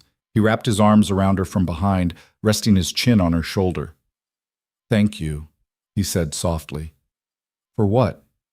"For saving me. For saving this place. For being brave enough to fight when I couldn't." Clara turned in his arms to face him. "We saved each other." "Did we?" "Yes. I was drowning in my old life, being what everyone expected, never choosing anything for myself. You gave me a purpose, a home, a reason to be fierce." Rowan kissed her forehead. "What happens now?" Clara smiled. "Now we live. We grow old together. We fill this house with music and laughter and maybe, someday, with children who will run through these gardens." Something flickered across Rowan's face, hope and fear intertwined. "I'm terrified of that," he admitted, "of having children, of risking what happened to Eliza." "I know." Clara cupped his face. "And we don't have to rush. We have time. But Rowan, we can't let fear rule us forever. We have to trust that we're strong enough to face whatever comes." "Together? Always together." He kissed her then, slow and deep and full of promise. Above them, stars wheeled across the autumn sky, and Blackthorn Manor stood bright and alive, its windows blazing with light. The fortress had fallen at last, not to attack, but to love. Stubborn, fierce, and unrelenting. And in the morning, the county would wake to a new reality. Clara Blackthorn had won. The county woke to scandal. Not the scandal Lady Pemberton had intended, but something far more damaging to her carefully constructed reputation. By noon the next day, every drawing room and tavern buzzed with the same story. How the Duchess of Blackthorn had publicly dismantled Lady Pemberton's campaign of cruelty with nothing but truth and dignity. How the celebration had been magnificent. How even the most skeptical nobility had left singing Clara's praises. Lady Pemberton had overplayed her hand, and everyone knew it. Clara heard the news from Mrs. Hadley, who appeared in the breakfast room with barely concealed satisfaction. "The magistrate himself sent word this morning, Your Grace. He's withdrawing any investigation into your marriage. Said it was frivolous from the start, and he regrets being drawn into it." Rowan looked up from his newspaper, one eyebrow raised. "How convenient. Yesterday he was Lady Pemberton's attack dog." "Yesterday he thought she had power," Mrs. Hadley said dryly. "Today he knows better. Half her allies have already distanced themselves. Lord Ashford sent a formal apology for not defending you sooner." Clara set down her teacup carefully. "And Lady Pemberton herself?" "Left for London at dawn. Some say she won't be back." Victory should have felt sweeter. But Clara felt only exhaustion and a strange hollowness. She'd won the battle, survived the siege, but the cost had been steep. 3 months of being attacked, doubted, pushed to her breaking point. Rowan's hand covered hers across the table. "What are you thinking?" "That I'm tired," Clara admitted. Tired of fighting, tired of proving myself. Then don't. His thumb traced circles on her palm. You've proven everything you needed to. Now you get to just be. Be what? Happy, free, yourself, Rowan smiled. The Duchess who digs in gardens and rescues children from fires and tells society matrons exactly where they can put their opinions. Clara laughed despite herself. When you put it that way. Come with me, Rowan said suddenly, standing and pulling her up. There's something I want to show you. What? He led her through the manor, up to the North Tower, the one place he'd forbidden her to go when she'd first arrived. Clara's heart quickened as they climbed the spiral stairs. At the top, Rowan unlocked a heavy door and pushed it open. The room beyond took Clara's breath away. It was a studio filled with light from windows on all sides. Easels stood throughout, holding paintings in various stages of completion. And every single one was of Blackthorn Manor, the gardens blooming, the house bathed in sunlight, the orchards heavy with fruit. Some showed tenants working the fields. Others captured quiet moments, sunrise over the east wing, moonlight on the greenhouse glass. You painted these? Clara whispered. Rowan nodded, looking almost embarrassed. I used to paint before Eliza died. Stopped after that. But these past few months, watching you transform the estate, I started again. Couldn't help myself. Clara moved through the studio, examining each piece. They were beautiful. Not technically perfect, but full of emotion and life. And in several, she spotted herself. Clara kneeling in the garden. Clara laughing with Thomas. Clara standing at a window, backlit by dawn. Why didn't you tell me? She asked. Because this was how I fell in love with you. Rowan came to stand behind her, his hands settling on her shoulders. I'd watch you from up here, working in the gardens, fighting for this place. And I'd paint you because I couldn't stop myself, because you were the most beautiful thing I'd ever seen, not just physically, but the strength of you, the courage. Clara turned to face him, tears in her eyes. Every painting is a moment I wanted to freeze, Rowan continued, cupping her face. Before I was brave enough to tell you how I felt. Before I could admit that you'd become everything to me. Show me your favorite, Clara said softly. Rowan led her to an easel in the corner, covered with a cloth. He pulled it away to reveal a large canvas. Clara in the music room, playing the piano, sunlight streaming through the windows behind her. Her expression was focused and peaceful, and somehow Rowan had captured not just her features but the emotion of that moment, the defiance, the hope, the refusal to disappear. This is the day I knew I was in trouble, Rowan said. The day you played that piano despite my orders. You looked so fierce and so vulnerable at the same time, like you were fighting the whole world and winning. Clara stared at the painting, seeing herself through Rowan's eyes, stronger and braver than she'd ever felt. I want to keep painting you, Rowan said quietly, for the rest of our lives. Every season, every year. I want to document us growing old together. The children we'll have someday when we're ready, the life we're building. Children, Clara repeated, her heart skipping. You really think... I'm still terrified, Rowan admitted. Every time I think about it, I remember Eliza, the blood, the screaming. But Clara, I'm more terrified of living half a life, of letting fear steal our future. He took her hands, his grip tight and sure. I want children with you, a house full of noise and chaos and laughter. I want to watch you teach them to garden. I want to paint them covered in dirt, climbing trees, being wild and free. His voice cracked. I want everything with you. And yes, it scares me. But you're worth the fear. Clara threw her arms around his neck, kissing him fiercely. I love you so much. Then marry me again, Rowan said against her lips.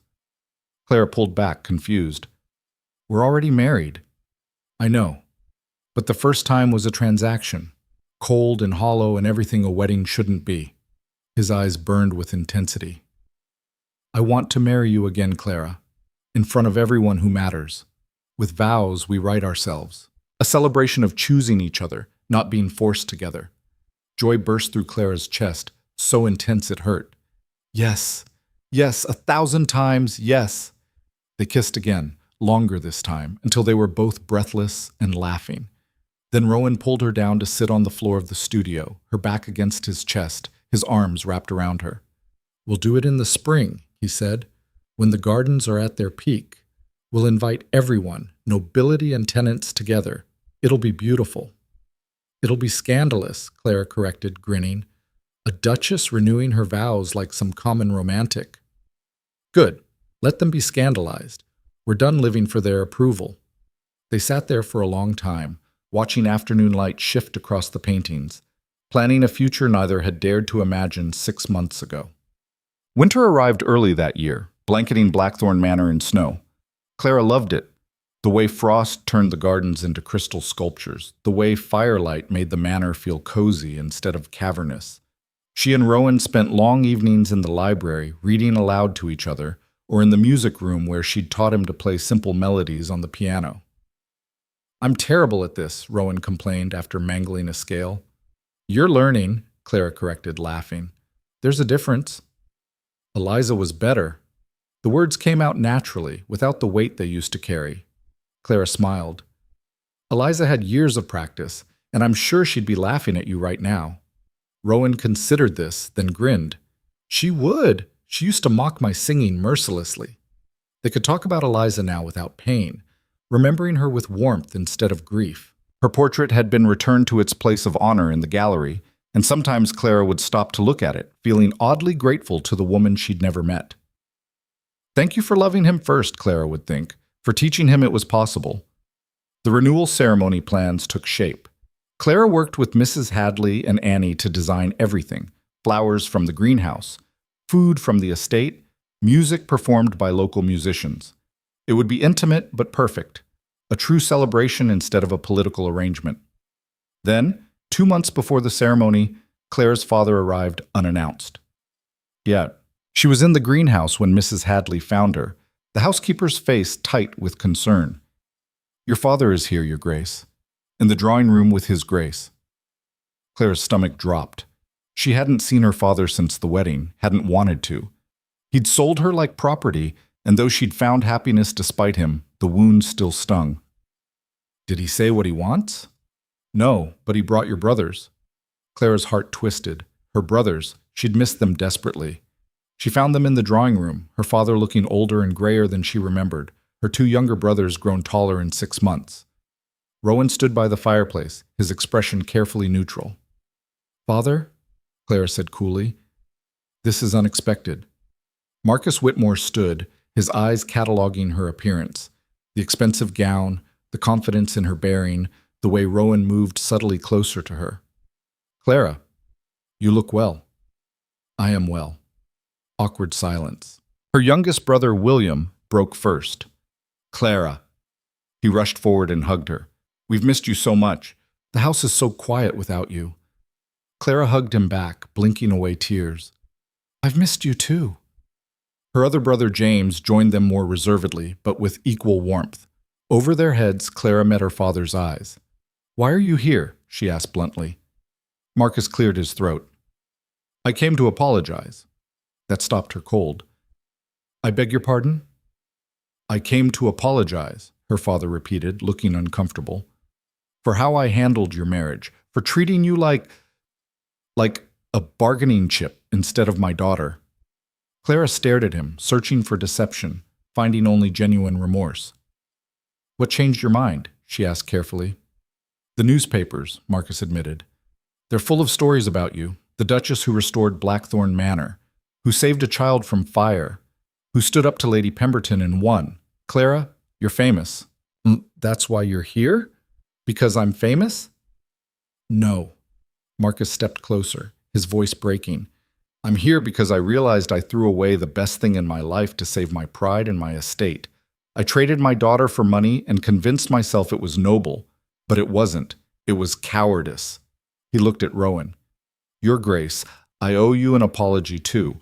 I sold you a bride like she was livestock. Didn't give either of you a choice. That was wrong. Rowan's expression was unreadable.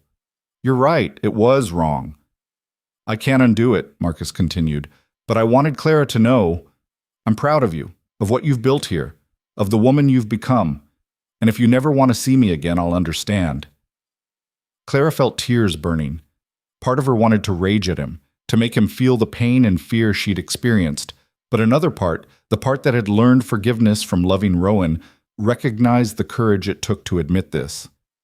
"I'm still angry," she said quietly. "You hurt me, treated me like I was disposable." "I know, but I'm also grateful." Clara looked at Rowan, who watched her with soft eyes. "Because if you hadn't made that bargain, I wouldn't have found him. Wouldn't have found myself. So maybe it needed to happen this way." "Clara." "I'm not saying I forgive you completely," Clara interrupted. "That'll take time. But you're here. You're trying. That matters." Marcus's eyes grew wet. "Thank you." William tugged at Clara's sleeve. "Can we stay for a while? See the manor? We've heard so much about the gardens." Clara looked at Rowan, who nodded slightly. "You can stay for dinner," she said, "and I'll show you the gardens tomorrow if the weather permits." It was a small olive branch, but it was something. Chapates. Over the next few days, Clara's relationship with her family began the slow process of mending. Her brothers were easy. They'd always adored her, and they fell in love with Blackthorn Manor immediately. William wanted to learn everything about the gardens. James was fascinated by the estate management. Her father was harder. But Clara watched him with Rowan, saw how Marcus treated the Duke with genuine respect, and began to believe his remorse was real. On the third evening, Marcus found Clara in the library. "May I speak with you?" he asked. Clara set aside her book. "Of course." Marcus sat across from her, looking older and more tired than ever. "I want to explain something, not as an excuse, but so you understand." "All right." "When your mother died, I fell apart. The estate was crumbling. Creditors were circling. I had 2 young sons and a daughter to provide for, and I was drowning." Marcus stared at his hands. When Blackthorn's solicitor approached with the marriage proposal, it seemed like salvation. A wealthy duke, a prestigious connection, your future secured. I told myself I was doing the right thing. "But you never asked what I wanted," Clara said. "No, I didn't, because I was afraid you'd say no, and I'd have to watch everything collapse." He looked up at her. "I was a coward, Clara. I chose the easy path instead of the honest one, and I'm sorrier than I can ever express." Clara studied her father, this man who'd shaped her childhood, taught her to read, called her his little scholar, who'd also betrayed her when it mattered most. "I forgive you," she said finally, "not because you deserve it, but because I'm tired of carrying anger around. It's heavy, and I have better things to do with my energy." Marcus's face crumpled with relief. "Thank you. Clara, thank you." "But father," Clara's voice turned steel, "if you ever treat anyone in this family like property again, especially my future children, I will never speak to you again. Understood?" "Understood, completely."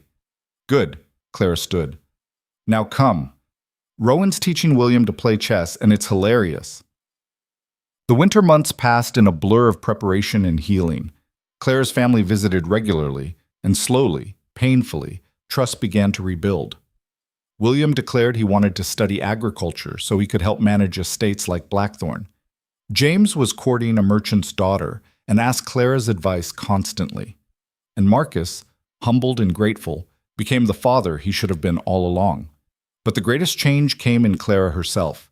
She moved through Blackthorn Manor now with absolute confidence, not the desperate bravado of those first months, but genuine authority. When she gave orders, servants jumped to obey. When she visited tenant farms, families welcomed her with genuine warmth. When she attended social events with Rowan, other nobles sought her opinion instead of looking down on her. She'd stopped being the upstart duchess trying to prove herself. She'd become a force in her own right. "You're magnificent, you know that?" Rowan said one night, watching her work on seating arrangements for the renewal ceremony. Clara looked up, smiling. "I'm a disaster. I've rearranged this table 6 times. Not that, just you." Rowan crossed to her, pulling her into his arms. "The way you command a room, the way people look at you with respect instead of scorn, the way you've transformed from a scared girl into a woman who could run kingdoms if she wanted." "I don't want kingdoms," Clara said, looping her arms around his neck.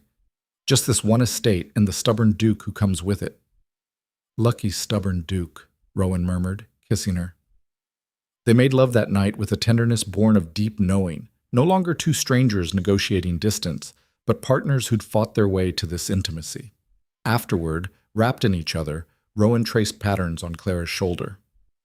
I have something to tell you, he said quietly. Clara's heart quickened. What? I've been working with the estate solicitor, making changes to my will, establishing trusts, that sort of thing. Rowan's hand stilled. And I've named you as equal partner in everything, the estate, the investments, all of it. If something happens to me, you won't just be a widow dependent on the next duke. You'll own half of everything outright. Clara pushed up on her elbow, staring at him. Rowan, that's what should have been done from the start, he interrupted. You're my partner, Clara, in every sense. I want that reflected legally, and I've also established that any children we have will be raised by you if I'm gone. No distant relatives swooping in. No courts deciding you're too emotional to manage an estate. Tears spilled down Clara's cheeks. That's the most romantic thing anyone's ever done for me. Rowan laughed softly. Paperwork is romantic now? When it means you trust me completely? Yes. He pulled her back down, kissing her forehead. I trust you more than anyone in the world. You saved me, Clara, saved this estate, made me remember what it means to be alive. Of course I trust you.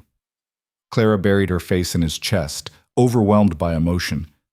I have something to tell you, too, she whispered. What? She took his hand and placed it on her still flat stomach. For a moment, Rowan didn't understand. Then his eyes went wide, his whole body going rigid. Clara, are you? 2 months along, maybe a little more. I wanted to be sure before I told you. The terror that flashed across Rowan's face nearly broke her heart. He sat up abruptly, running shaking hands through his hair. I can't. I'm not ready. What if... Rowan. Clara caught his hands, forcing him to look at her. Breathe. Eliza died in childbirth, he said hoarsely. Our baby died. Clara, I can't go through that again. You won't. We won't. Clara kept her voice calm despite her racing heart. We're going to get the best doctors, the best midwives. We're going to be careful and prepared. And Rowan, I'm healthy, strong. I'm not Eliza. That doesn't mean, no, it doesn't mean I'm guaranteed to survive. Nothing in life is guaranteed. Clara cupped his face. But I refuse to spend 9 months in terror. I refuse to let fear poison this. We're having a baby, Rowan, a tiny person who's half you and half me. Isn't that worth fighting the fear for? Rowan stared at her, his gray eyes swimming with tears. Then slowly, his hand returned to her stomach, rested there gently, reverently. A baby, he whispered. Our baby. The fear didn't leave his face, but something else joined it. Wonder, hope, a tentative, fragile joy. I'm going to be terrified every day until you deliver safely, he said. I know. I'm going to drive you insane with worry. Probably.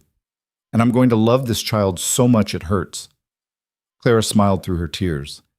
I know that too. Rowan pulled her close, one hand still on her stomach, and held her like she was made of glass.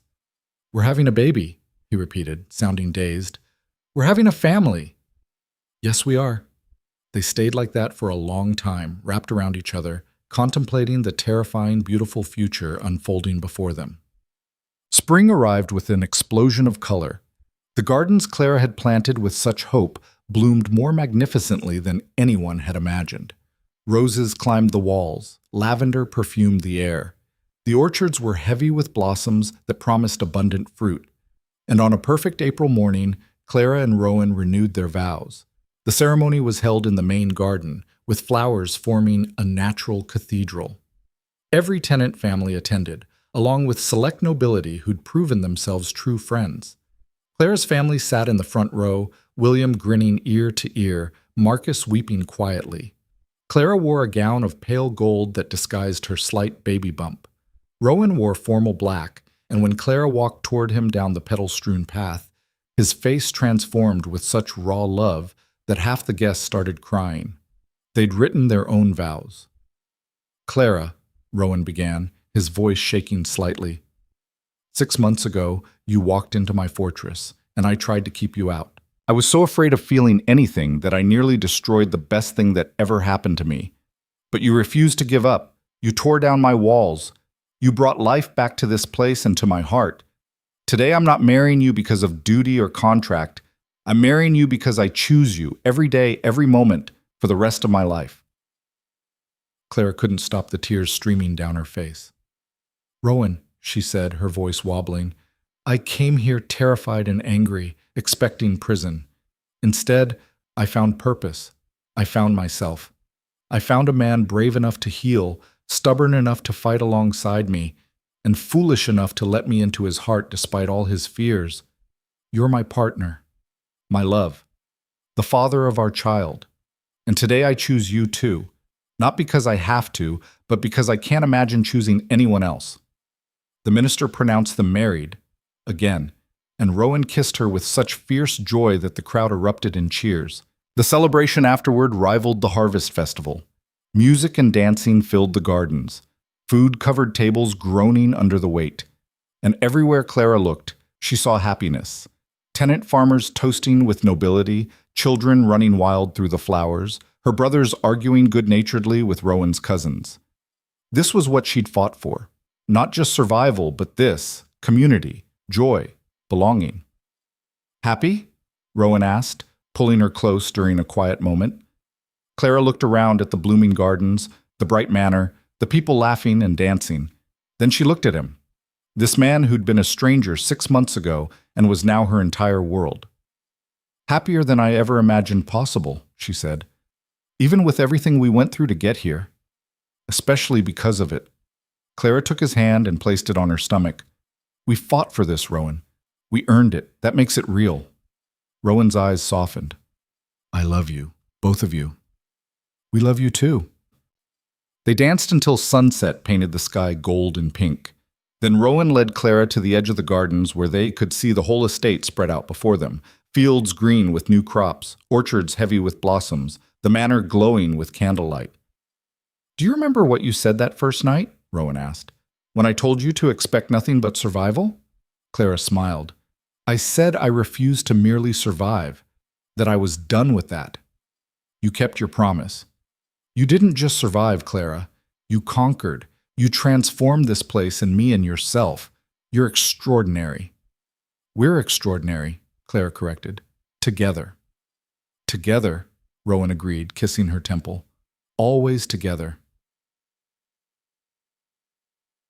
7 months later, on a cold December night, Clara went into labor. Rowan was beside himself with terror. He paced the hallway outside their chambers while the midwife and doctor worked inside. Mrs. Hadley tried to calm him. Clara's father, who'd rushed over when word was sent, attempted distraction. Nothing worked.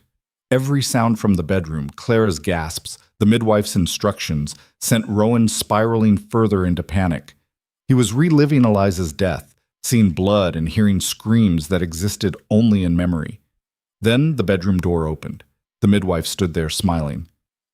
"Your Grace, come meet your daughter." Rowan's legs nearly gave out. "Daughter? Clara, is she—" "She's perfect. Tired, but perfect. And she's asking for you." Rowan stumbled into the room. Clara lay in their bed, exhausted and sweaty, her hair plastered to her forehead. And in her arms, wrapped in a soft blanket, was the smallest, most perfect creature he'd ever seen. "Rowan," Clara said, her voice hoarse but radiant. "Come meet our daughter." He crossed to the bed on trembling legs and sat carefully. Clara shifted the baby so he could see her properly. Tiny features, dark hair, eyes squeezed shut against the lamplight. "She's beautiful," Rowan whispered, awestruck. "She has your chin," Clara said, smiling. "Poor thing." Rowan laughed, the sound breaking into a sob. "You're all right? Really all right? Really all right. It was hard, but Rowan, we did it. We made a person." The midwife showed Rowan how to hold the baby properly.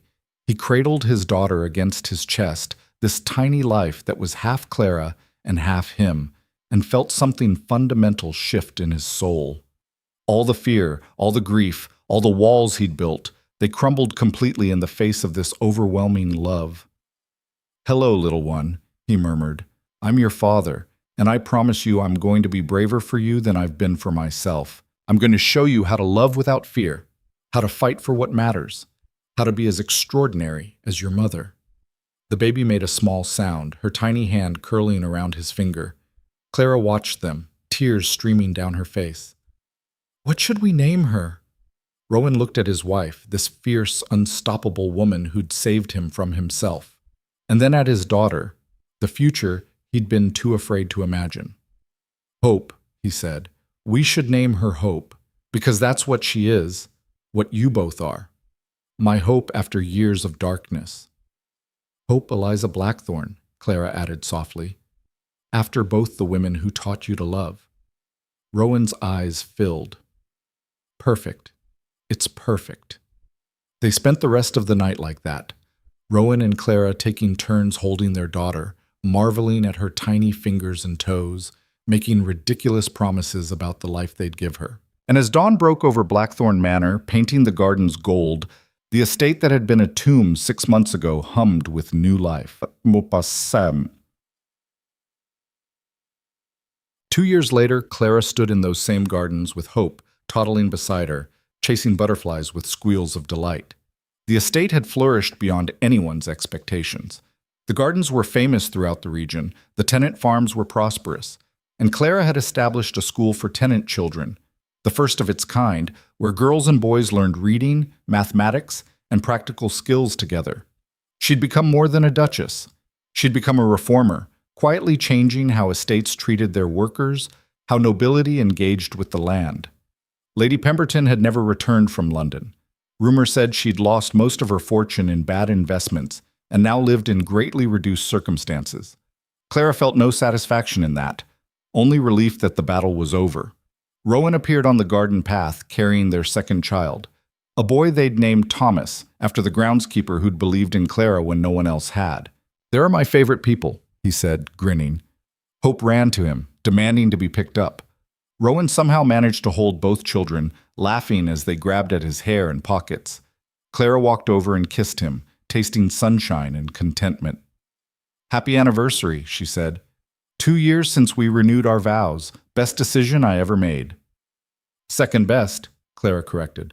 "First was letting me plant those gardens." Rowan laughed. "Fair point." They walked back toward the manor together, children chattering, the sun warm on their shoulders. Inside, Mrs. Hadley would have tea ready. Annie would fuss over the children.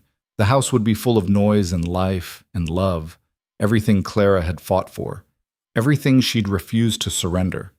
As they reached the front steps, Clara paused and looked back at the gardens, now maintained by a full staff, blooming year-round, bringing joy to everyone who visited.